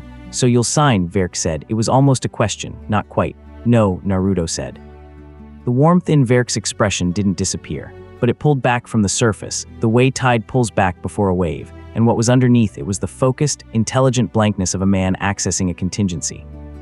"You can't reach her," Verk said. "And you can't force the scroll without destroying the loop catastrophically," Naruto said. "I know, you explained it." He looked at Mavis in the chair. Her breathing was steady. The peace on her face was real and genuine and the most infuriating thing he had ever seen. "You built the trap well. I read the scroll last night." A silence. "You were in my room?" "Yes." He turned back to Verk. "The loop entry requires an emotional anchor, a real one, not a manufactured one. You can't fake your way into a consciousness loop. The architecture won't hold. Which means you used something of hers, something that already existed." He tilted his head. "What did you use?" "That's not, what did you use?" Naruto said again, and the quality of his voice had changed. Not louder, not harder. But the warmth that he usually carried in it had stepped aside to let something else forward, something old and enormous and entirely clear, and Verk stopped mid-sentence and was quiet. A memory impression, Verk said, extracted from her door handle, the strongest impression in her recent memory. He paused. It was you, as it happens, a moment on the roof. He stopped, and something moved briefly in his expression that wasn't quite discomfort but was adjacent to it. She was looking at you. Naruto was still for a moment. That's Kurama started. I know, Naruto said quietly. The irony, Verk said, and there was genuine regret in it, which was the most complicated thing about him, that the regret was real. I'm not doing this because I enjoy it. I am doing this because the alternative is a consortium that never reaches its potential, 17 beings in contracts that are architecturally sound, but spiritually incomplete. You would complete it, what I've built would become something genuinely worth belonging to. I believe that. I know you do, Naruto said. Then you understand why. I understand why, Naruto said. Understanding why doesn't make you right. He looked at Verk with the complete, level attention of something that has made a decision. You trapped her in the best thing she is right now, and called it leverage. You took something good and turned it into a mechanism. That's what you've done to all 17 of them, taken whatever was best and most real about them, and made it load-bearing for your architecture. He paused. That's not building something worth belonging to. That's just a more sophisticated cage. Verk was quiet for a long moment. When he spoke again, the warmth was entirely gone, and what was left was just the intelligence, clear and cold, and still completely convinced of its own correctness. Sign the contract, he said, or watch the loop deepen. Naruto turned away from him and looked at Mavis. He had 40 minutes before the first deepening cycle. Verk had positioned himself in the corridor outside the room, which was tactically intelligent, present enough to monitor, distant enough to make the space feel like a private decision. 2 of his remaining staff had appeared at the corridor's ends, not aggressively, just there, completing the architecture of the situation with the practiced efficiency of a team that had done this before. Naruto sat on the floor in front of Mavis's chair, cross-legged, elbows on his knees, the 9 tails settling around him in their loose arrangement. He looked at her face, the genuine, peaceful absence of it, and thought. Problem with the scroll was real. Consciousness loops were among the oldest and most structurally elegant forms of supernatural binding because they used the target's own mind as the architecture. There was no external structure to attack. Every element of the construct was built from Mavis, her memories, her emotional vocabulary, her own sense of what safety and happiness felt like. Forcing entry from outside would be like trying to save a drowning person by detonating the water. But Verk had told him something important without realizing it. The anchor was her memory of him. The strongest impression in her recent experience was a moment on the roof, looking at him, which meant the construct's emotional foundation, the thing that made the loop feel real and worth staying in, was built around that specific resonance. The memory of looking at him and not looking away. You can't reach her through standard spiritual channels because the construct is sealed against external contact. Standard channels, external contact. You're thinking about going in, Kurama said. I'm thinking about it. The seal is against external contact. If you go in from the outside, you hit the seal. From the outside, Naruto said. A pause. Oh, the anchor is me, Naruto said quietly.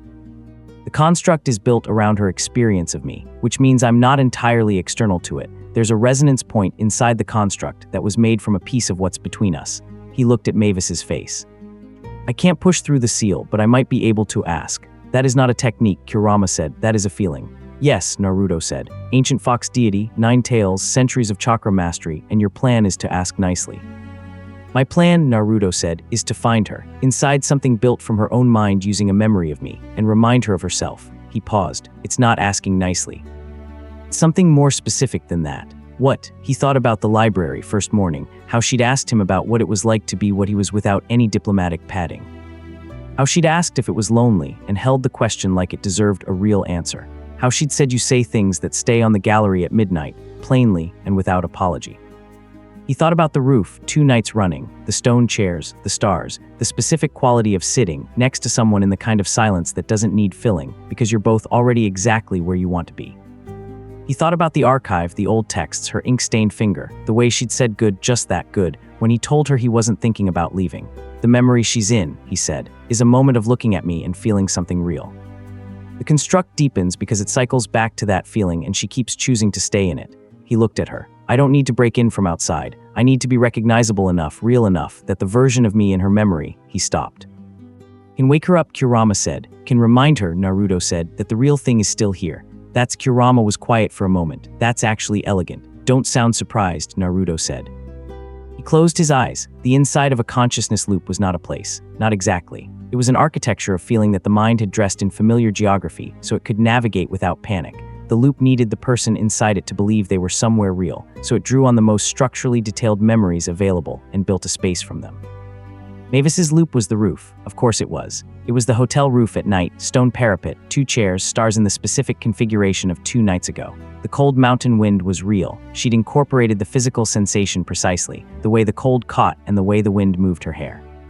The valley was dark below. The mountains were there in different, ancient selves. He was there too. The construct had built a version of him from her memory, sitting in the stone chair, 9 tails in their drift, looking at the stars with the expression she'd memorized. It was accurate, he registered with a strange, doubled quality of observation. She'd been paying close attention. Mavis was standing at the parapet, looking at the valley, and the piece on her face from the room was here too, the genuine, deep piece of someone who is exactly where they want to be. She didn't see him come in. He was not the construct version, he was himself, his actual self, slipping through the resonance point that the anchor had created, the place in the loop's architecture where her memory of him and his actual presence had enough overlap to admit him. It was a narrow overlap. He could feel the seal pressing at the edges, not hostile, just structural, the way a door frame resists when you open it against the wind. He stood behind her for a moment. "Mavis," he said. She turned and saw him, and her face did the thing it always did, the immediate, unguarded quality of her attention landing on him. And then the loop tried to absorb him into its architecture, tried to make him the construct again, tried to smooth him into the version of him that belonged here. He pushed back, not hard, steadily. The way you push back against current, her expression changed. The perfect piece of the loop flickered just slightly around the edges. "This is a very good roof," he said. She looked at him. Something in her eyes was starting to move, the beginning of orientation, like someone waking up, the specific quality of a mind that has been comfortable and is now registering that comfort as a question rather than a given. "It is," she said. Her voice had a slight echo quality, the construct rendering her speech with its own texture. "Better than the real one?" he asked. She frowned. The frown was very Mavis, the specific, thoughtful frown of someone taking a question seriously. "It's the same." "Is it?" He looked at the valley below them. The real valley has a river in it, far to the south, past the 3rd ridge. You can only see it on clear nights when the moon is in the right position. Catches the light at about 3 in the morning. He paused. "Is it there?" She looked. He watched her look, watched her scan the valley the way you look for something you've been told is there, and the loop rendered the valley perfectly based on her memory, but her memory of the valley in that specific configuration, at that specific hour, with that specific moon, didn't include the river. She'd never seen it, so the construct hadn't built it. The valley was dark and featureless in the direction she was looking. "It's not there," she said. "I know," he said. "Because you haven't seen it yet." He looked at her. "This place knows everything you know and nothing you don't. It's built from you. It's very good, it feels exactly right. But it's not the real roof." He paused. "And I'm not the one who's been here with you." The loop shuddered. He felt it in the architecture, the construct trying to restabilize, trying to pull her attention back to the version of events it had rendered. The construct him in the stone chair shifted, turned toward her. Mavis looked between them, at the construct, at him. The flicker in her eyes was wider now, something waking, pushing through the comfort of the loop with the particular effort of a mind that is very capable and is starting to apply that capability to the question of where it actually is. "This is a loop," she said. "Yes," he said. "Verk scroll." "Yes." She looked at the construct him. It was looking back at her with her own memory of his expression, the exact quality she'd memorized from the roof 2 nights ago, and it was good, it was accurate, and it was entirely wrong in the specific way that a very good recording is wrong. It had the surface and none of the depth. "You're real," she said to him, not a question. "Yes," he said. "And you came in here," she said, "through the seal." "Through the anchor point," he said. "The loop is built around a memory of you looking at me. That gave me a way in." Something moved through her face it was a lot of things at once. The awareness of what that meant, the awareness of being found, the particular quality of realizing that someone came into the architecture of your own trapped mind, using the memory of a moment you'd been carrying without knowing how much weight it had. "You're ridiculous," she said, and her voice cracked on it, not with distress but with the specific emotional overwhelm of someone who has been very contained and has hit the limit. "Probably," he said. The loop was destabilizing now. He could feel it losing structural coherence as her attention shifted fully to him, as the construct's primary emotional anchor, the feeling of being near him, stopped pointing at the construct and started pointing at the real source. The loop didn't stop deepening because of force. It stopped deepening because she stopped choosing it. "When we get out," she said, and her voice was steadier now, the loop's edges dissolving around them, the stars beginning to lose their impossible clarity as the architecture came apart. "I am going to have several thoughts about Verk." "Get in line," he said. She looked at him, with the same direct, unashamed attention she'd used from the very first moment in the library, the look that had never once been managed or apologized for, the look that had been, apparently, the most structurally significant thing in the recent history of both of them. "Don't let go," she said. "I've got you," he said. The roof dissolved. She came back into the room like surfacing from water, a sharp inhale, her hands gripping the chair arms, her eyes finding focus in the abrupt and slightly disorienting way of consciousness returning to a body it left without meaning to.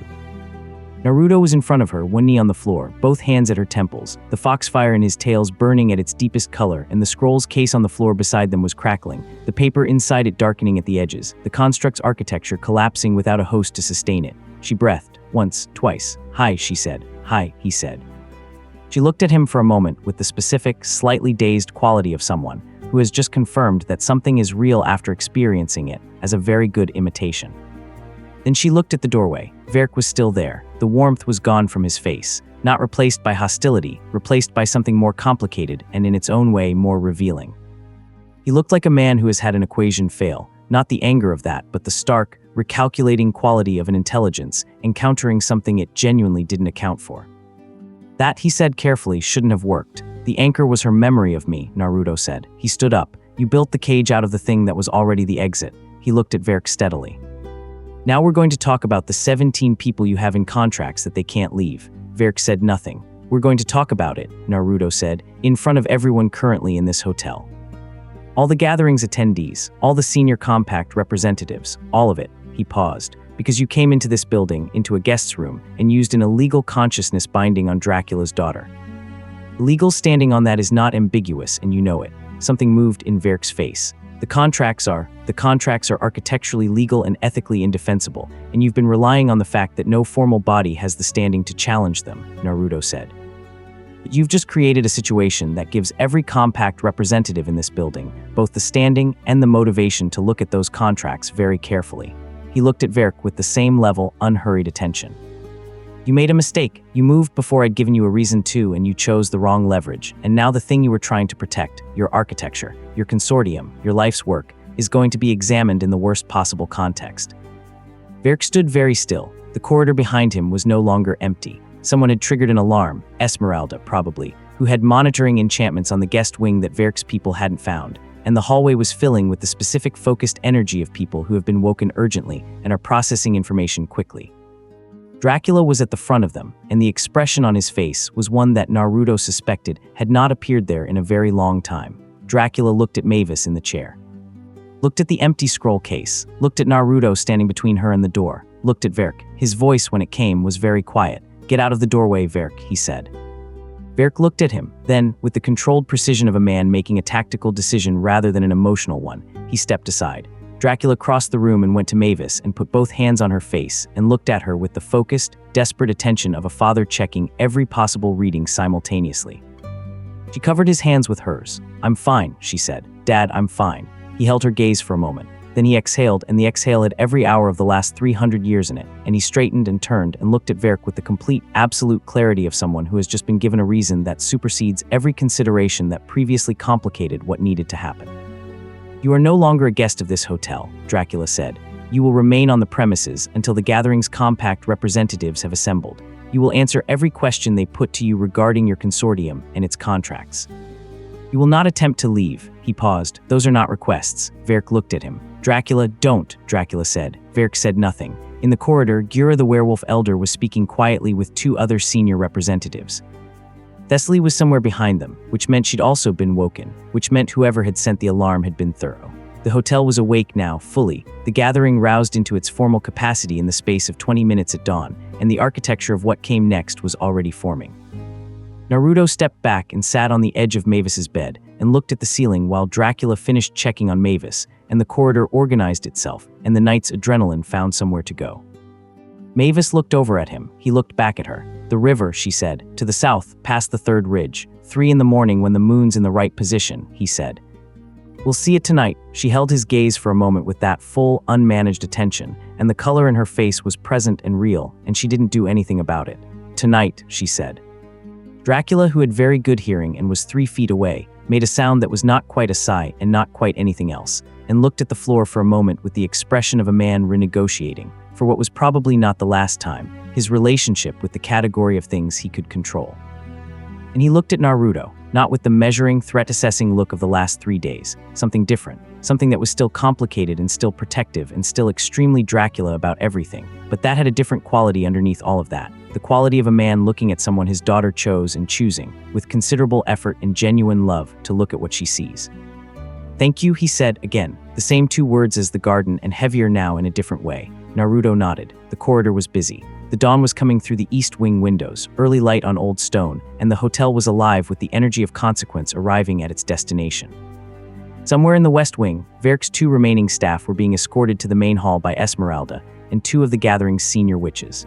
The scroll case was being handled by Thessaly, who had appeared at some point with archive gloves and a containment box and the specific professional focus of someone for whom this was not the most unusual thing she'd handled this decade.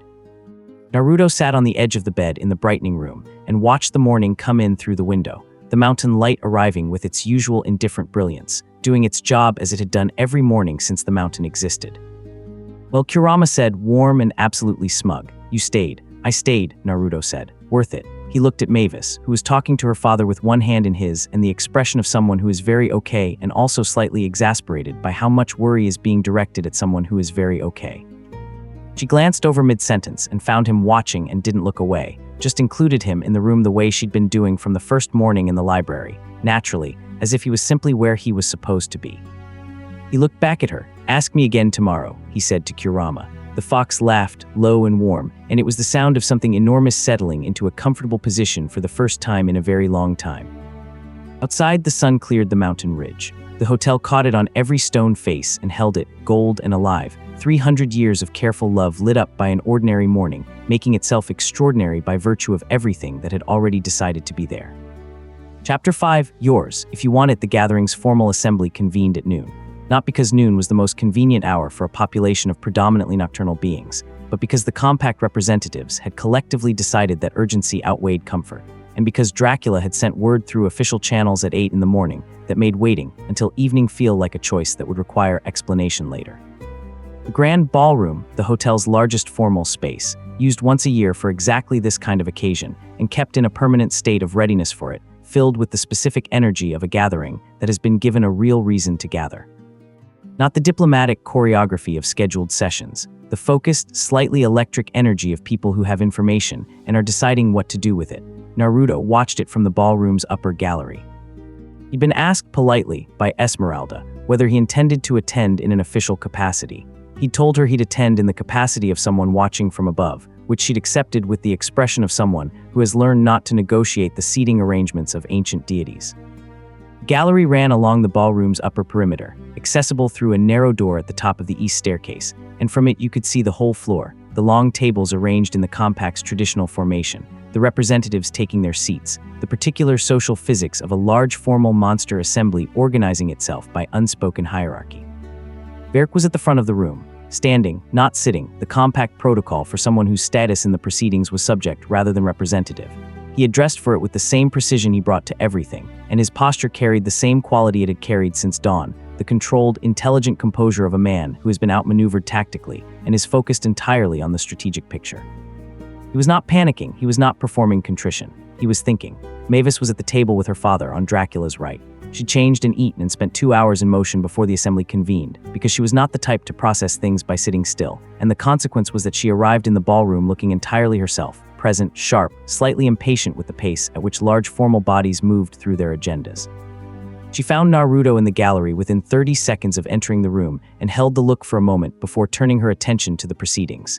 He found that he liked being found by her, even now, especially now. Yura opened the proceedings. As the gathering's senior elder, the floor was hers first, and she used it with the economy of someone who has sat in enough formal assemblies to know that brevity is its own form of authority. She laid out the facts, the consciousness-binding scroll, the unauthorized entry into a guest's room, the target Dracula's daughter, a protected member of the host family, which under compact law carried specific implications above and beyond a standard guest. The use of an illegal binding technique on multiple children the previous afternoon. The purpose, coercion of an unconsenting entity for contractual purposes. She then put the consortium's contracts on the table. Literally a physical copy of each one, prepared by Esmeralda's team from the documents Naruto had identified in Verk's room. 17 contracts, stacked with precision on the formal review table. The room's energy shifted when those landed, not dramatically. The shift of a body of people who have been given confirmation of something they'd suspected and are adjusting their posture accordingly. Verk was given the floor. He used it well. Naruto had to give him that. Even here, even in these circumstances, the man was exceptional at the thing he did. He made the case for the consortium's purpose with genuine conviction, because the conviction was genuine. He didn't apologize for the contracts, but he contextualized them. The monster world's accelerating exposure to the human world, the erosion of traditional protections, the need for a structure capable of responding at scale. He made the scroll sound like a regrettable necessity rather than a calculated attack. He was measured and intelligent, and he believed everything he was saying. The room listened. It was listening the way rooms listen when the speaker is good, and the case is real, not with agreement, but with the recognition that the argument has to be properly engaged rather than dismissed. Then Thessaly spoke. She was still knitting. She had been knitting since she sat down, and she continued knitting while she spoke, which was either deeply casual or deeply ceremonial, depending on your relationship with bog witches. Her voice was dry and unhurried, and carried the particular authority of someone who has been present at enough historical moments to have developed an opinion about history's general direction. The contracts are architecturally legal, she said. I've reviewed them. Technique is sound and the language holds under compact law as it's currently written. She paused to count stitches. They are also, functionally, imprisonment. The distinction between legal and right has troubled this body before and will trouble it again. But this instance is clearer than most because we have the architect in front of us, and he has demonstrated this morning that he will use whatever tools are available to him to complete his architecture. She looked up from the knitting. The question is not whether the contracts are legal. The question is whether this body has the will to change the law. A silence. I'd like to offer a mechanism, Gura said. The mechanism she offered was an emergency amendment provision, a compact clause that allowed temporary suspension of existing contracts, pending full review when the contracting party had been found in violation of compact law in a separate matter. Verk's actions this morning constituted such a violation. The suspension would give the 17 consortium members the ability to petition for review individually, with compact representatives present, in a process that could not be legally obstructed by Verk's existing architecture. It wasn't dissolution. It wasn't permanent. But it was a door where previously there had been a sealed wall. The vote took 20 minutes. It passed. Not unanimously, 3 representatives abstained on procedural grounds, which Naruto noted from the gallery as the kind of thing that would require follow-up attention, but it passed with enough weight to make the outcome unambiguous. Verk listened to the vote with complete composure. When it was finished, he looked at Dracula, and the look was complicated, in the way of something genuinely felt between people with a long history, not hostile. Something that would take a long time to resolve into a name. I built something real, Verk said, to Dracula, not to the room. I know, Dracula said, the foundation was real. The architecture betrayed it. Verk said nothing to that. He looked at the floor for a moment, and it was the first time since his arrival that his expression did something uncontrolled, something that was just itself without strategy behind it, and what was underneath was simply a very old being who had spent a very long time building something he loved, and had now watched it come apart in a ballroom at noon. Then the composure came back, because that was who he was, and he turned to face the compact formally, and accepted the finding and the conditions of his continued presence until the review process was complete. Naruto left the gallery. He found Mavis in the corridor outside the ballroom, which was where she had apparently decided the assembly no longer required her presence now that the vote was done, and the formal proceedings were settling into the slower machinery of documentation and process. She was leaning against the wall with her arms crossed and the expression of someone who has been sitting formally for 3 hours and is experiencing the physical consequences. Done, he said. Done enough, she said. Esmeralda has the documentation. Gura's handling the formal record. Dad will be in there for another 2 hours at least. She looked at him. How was the gallery? Good sight lines, he said. I saw you up there, she said, the whole time. I know, he said. You have a good internal compass. You found me in 4 seconds when you walked in. She looked at him. I wasn't going to mention that. Why not? Because it's slightly embarrassing how fast it was, she said, and the tone was wry but the color that came with it was genuine, and she made no particular effort to manage either. I found you in about the same time, he said. That's different. Why? Because you can feel energy signatures from 3 floors away. She stopped. Just looking, he suggested. I hate you a little right now, she said, but the smile that came with it was the real one, the wide, surprised, entirely helpless version that showed up when something pleased her more than she was ready for. He leaned against the wall beside her. The corridor was quiet, the assembly's energy was contained in the ballroom, and the rest of the hotel had the particular hush of a building that knows something significant is happening and is waiting for it to finish. "Are you okay?" he asked, not as preamble to anything, just asking. She thought about it honestly. "Yes," she said. "The loop it was disorienting when I came out of it. Like waking up from a very good dream and having about 3 seconds where you're not sure which version was real." She paused. "But I was okay, once I knew you were real." "You figured out the loop fast," he said. "As soon as I gave you something it couldn't render." "The river," she said. "You started testing it yourself," he said. "I barely had to."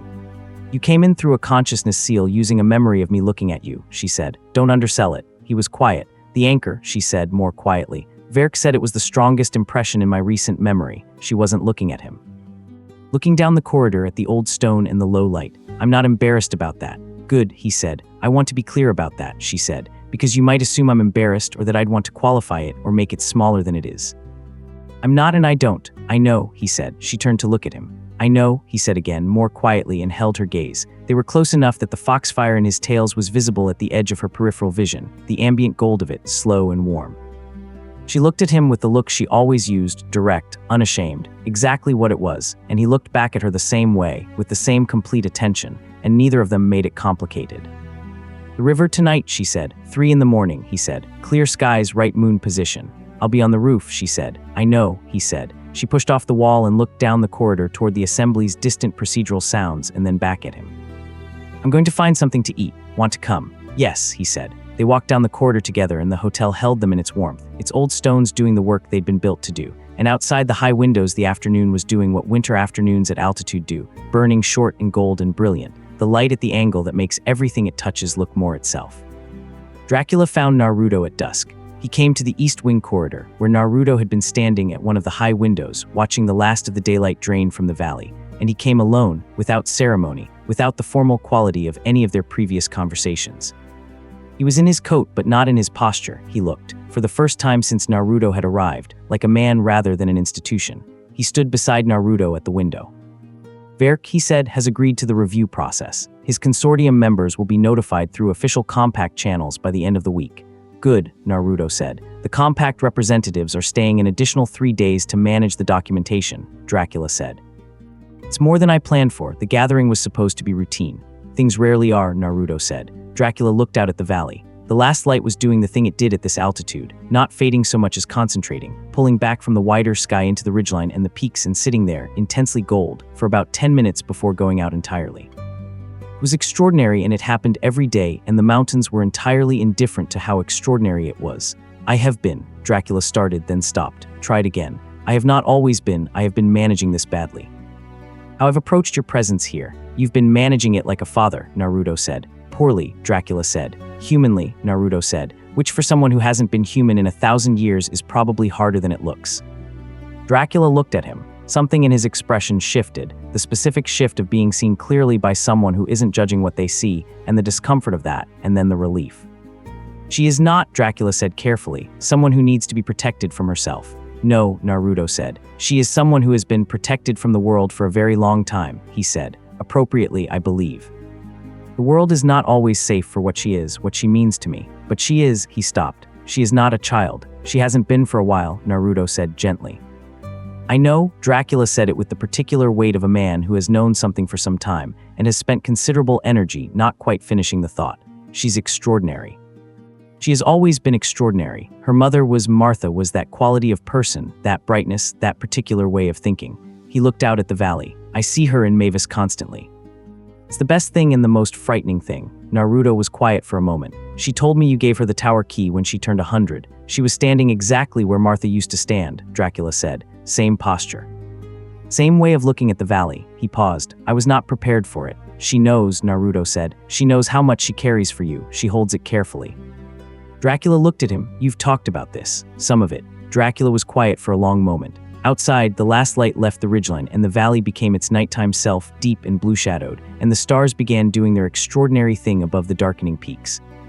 "What are your intentions?" Dracula said. "Toward my daughter." The question was asked without the formal weight of a challenge. It was asked the way a father asks it, plainly, needing the plain answer. "I intend to be here," Naruto said, "as long as she wants me here." That's all of it," Naruto said. "There's nothing underneath it that I'm not saying." I've been walking for 300 years and I've been in this hotel for 4 days and I haven't thought about leaving once. That's new, it matters. He looked at Dracula. I will not hurt her, not because I'm incapable of it. Anyone's capable of hurting someone they care about. That's just the cost of mattering to each other. But because her well-being is something I'm going to take seriously for as long as she'll let me. He paused. That's all I can offer. I think it's the only thing worth offering. Dracula looked at him for a long, still moment. She chose you, Dracula said, not as accusation, as recognition of a fact. She chose to look, Naruto said. She hasn't looked away. Dracula exhaled. It was the exhale of a man setting down something very heavy, not because it wasn't worth carrying, but because the time for carrying it that way had passed and he knew it and was choosing, with full consciousness of the choice, to put it down. The hotel's east wing, he said, has a suite that has been unoccupied for some time. It is connected to the main building's energy grid in a way that I think would be comfortable for someone of your nature. Naruto looked at him. It is not a guest room, Dracula said. It is a residence suite. There is a difference in the compact terms. He paused. The hotel's housekeeper, by long-standing tradition, occupies it when the position is active. The housekeeper, Naruto said. The position, Dracula said very carefully, has been vacant for some time. It refers to the entity responsible for the hotel's energetic maintenance and protection. The warding architecture, the foundation integrity, the ambient supernatural equilibrium. He looked out the window. Strix has managed it informally since the last occupant. He expressed this morning that he would be pleased to be relieved of the responsibility. Naruto was quiet. You don't have to accept it, Dracula said. It's not a condition of anything. I'm offering it because the hotel knows you, because Strix asked me to, and because, he stopped, and the pause had every complicated human thing in it that Dracula generally kept at a very controlled distance from his surface. Because my daughter has not once looked away since you arrived, and I have spent 1,000 years learning to trust what she sees when she pays that quality of attention to something. The corridor was very quiet. I'll think about it, Naruto said. Of course, Dracula said. They stood in companionable silence for a moment, the valley dark and enormous below them and the hotel warm around them and the stars overhead beginning their long, indifferent rotation. She has her mother's stubbornness, Dracula said. I want you to know that in advance. I've noticed, Naruto said. It gets worse, Dracula said, and there was something in the delivery of it, dry, fond, entirely genuine. That was the most human thing Naruto had heard from him, and it made something in the dynamic between them settle into a shape that felt like the beginning of something different. Naruto looked at the stars. Mine gets worse too, he said. Dracula made a sound that was very nearly a laugh. It was brief and quickly controlled, but it was there, real and unplanned, and the corner of his mouth did something with it. Then he left with the dignity of a man who has said everything that needed to be said and has chosen to let the silence afterward do its own work. The hotel at 2 a.m. was its best self. The assembly's representatives had retired. The gathering guests were in various states of nocturnal activity, some asleep, some in the card rooms, some in the hot springs late session, some walking the corridors in the unhurried way of beings who keep unusual hours and have nowhere to be. The kitchen was running on its overnight configuration, quiet and warm, and the common areas had the particular intimate quality of large spaces at low occupancy, the architecture becoming more personal when there are fewer people in it. Naruto had spent the hours between dusk and midnight in the archive, not looking for anything specific, or rather, looking for the thing you look for when you're not quite ready to sit still, when the day's events need somewhere to go. He pulled texts and read sections and set them down and pulled others, and Kurama was quiet in the warm, patient way of something that understands the difference between company and noise and has learned, over centuries, to provide the first without becoming the second. At midnight, he climbed to the roof. The night was clear in the way that only happens after a weather front has moved through, and the air behind it is newly washed and cold and entirely transparent, and the stars were not just visible but dimensional, three-dimensional, in a way that required you to recalibrate your sense of depth. The mountains were very dark and very present, and somewhere to the south, past the third ridge, a river was waiting for the right moon position. He sat in the stone chair and looked at the sky and thought about Dracula's offer. Housekeeper, Kurama said. Don't, Naruto said. I'm not saying anything. You're enjoying the title. It's a very dignified title. It's a custodial position in a vampire hotel, Naruto said. It's a home, Kurama said, with a very specific, very excellent reason to stay in it. A pause. Also, the foundation stones genuinely need you. The ambient grid has been running at 60% for the last decade. You've already brought it to 82 just by being here. The gargoyle would be grateful.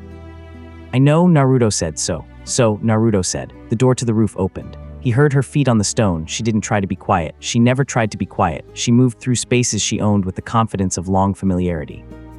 She came around the parapet's curve and found him in the stone chair and dropped into the other one with the easy, immediate rightness of something returning to its place.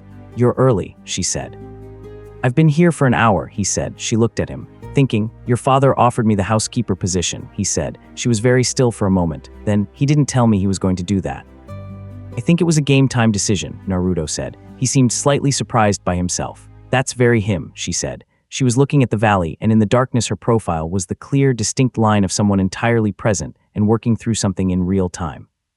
What did you say that I'd think about it? And have you? I've been thinking about it for 2 hours, he said. She turned to look at him. The answer is yes, he said. If you want me here, that's not, she started. It's exactly the condition, he said. The hotel is the hotel. Dracula is Dracula. Strix can keep being a gargoyle. None of that is the reason. He looked at her. You're the reason. So if you want me here, the answer is yes. She held his gaze with the direct, complete attention that was the most essentially Mavis thing about her, and what was in her eyes was the specific quality of a person who has been waiting for something they weren't sure was coming, and has now found it standing right in front of them looking entirely certain. I've wanted you here, she said, since the first morning in the library. I know, he said. I wanted to be here by dinner that night. You didn't say anything. You didn't look away, he said. That said it. She looked at him for a moment, and the color in her face was vivid and real, and she let it be both. And then she said, you came into a consciousness loop using a memory of me looking at you. That's accurate, he said. That's the most ridiculous thing that has ever happened to me, she said. And I grew up in a hotel for monsters. The loop needed an emotional anchor, and your strongest recent memory was. I know what it was, she said. So, he said. So, she said. The moon had moved into its right position while they'd been talking, crossing the particular angle that cleared the eastern ridge and fell on the valley at the specific geometry that turned the river, 30 kilometers south past the third ridge, into a thread of light too thin to be certain of until it was suddenly, obviously there. Mavis saw it. He watched her see it the exact moment, the small intake of breath, the way she leaned forward slightly and looked, with the same unashamed, complete attention she brought to everything.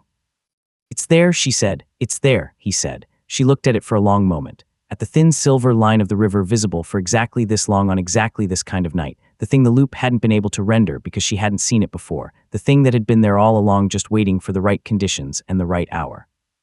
She turned to look at him. The moonlight was the same quality as the starlight but warmer, doing something to the foxfire in his tails that made the gold of them deeper, and she looked at him with the look she'd been looking at him with since the library, except now with no reason to manage it and no architecture around it except the stone of the parapet and the cold, honest mountain air and 300 years of careful love built into every wall below them. Hi, she said. He smiled. The real one, wide, easy, slightly lopsided, the one that had been the most disarming thing in the basement on the first night, in a room that contained 9 supernatural tales of living foxfire. Hi, he said. She reached over and put her hand over his where it rested on the arm of the stone chair, and he turned his hand over and held hers, and the contact was simple and warm and entirely itself. They sat like that under the enormous, indifferent sky, the river to the south catching the moonlight for its 20 minutes before the angle shifted and it disappeared again, and the hotel below them breathing its old warmth, the foundation stones doing the thing they'd been doing since he arrived, glowing a little more than they needed to, running a little above their baseline, as though the building itself had been waiting for exactly this to feel complete. Well, Kurama said, warm, completely satisfied. There it is. Yeah, Naruto said, there it is. Her fingers tightened slightly around his, and she looked back at the sky, and he looked at the mountains, and neither of them said anything else for a long time, because the conversation had arrived, finally and without drama. At the exact place it had been heading from the first moment, she walked into a library and found an ancient fox deity reading the driest book in the collection, and asked him, without apology or preamble, what it was like. Below them the hotel held its warmth. The foundation stones ran at 82% and climbing. Strix, somewhere deep in the building's oldest section, went still the way he had gone still when Martha talked to him, which was how anyone paying attention would have known that something worth listening to had just decided to stay. Stars did their long rotation. The mountain didn't move. The river to the south caught the light for exactly as long as the conditions allowed, and then the moon shifted and it was gone, and all that remained was the dark valley and the white peaks and the 2 people on the roof who had found, in the middle of a story that started with a cracked summoning circle and a witch who got her frequencies crossed, exactly what they hadn't known they were looking for. Naruto looked at the sky. He had been walking for 300 years. He was done walking. In the morning, he told Dracula yes. Dracula accepted with one firm nod that contained, for those who knew how to read him, approximately 400 years of complicated emotion compressed into the most disciplined possible physical response. Then he said, there are rules. There are always rules, Naruto said. The East Wing Suite has a specific Dracula, Naruto said. Yes, I'll follow the rules. A pause. You said that the first night.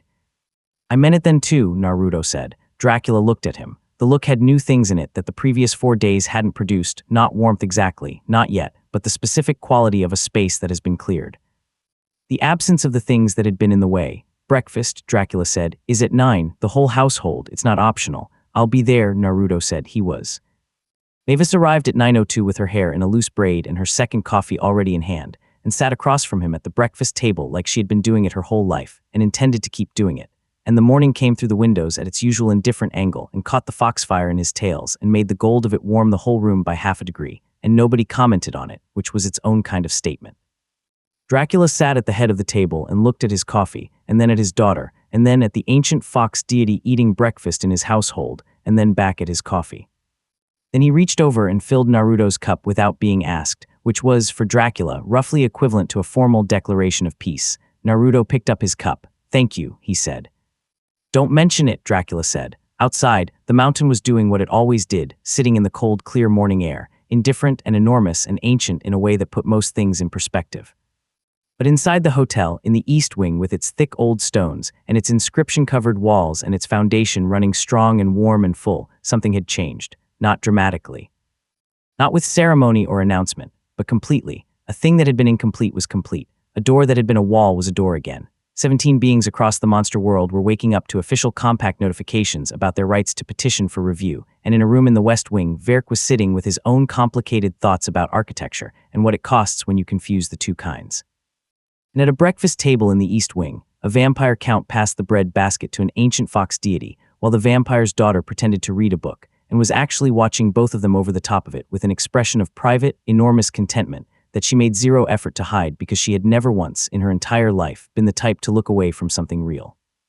The hotel breathed around all of them, warm and whole. The foundation stones, for the first time in a very long time, ran at full capacity,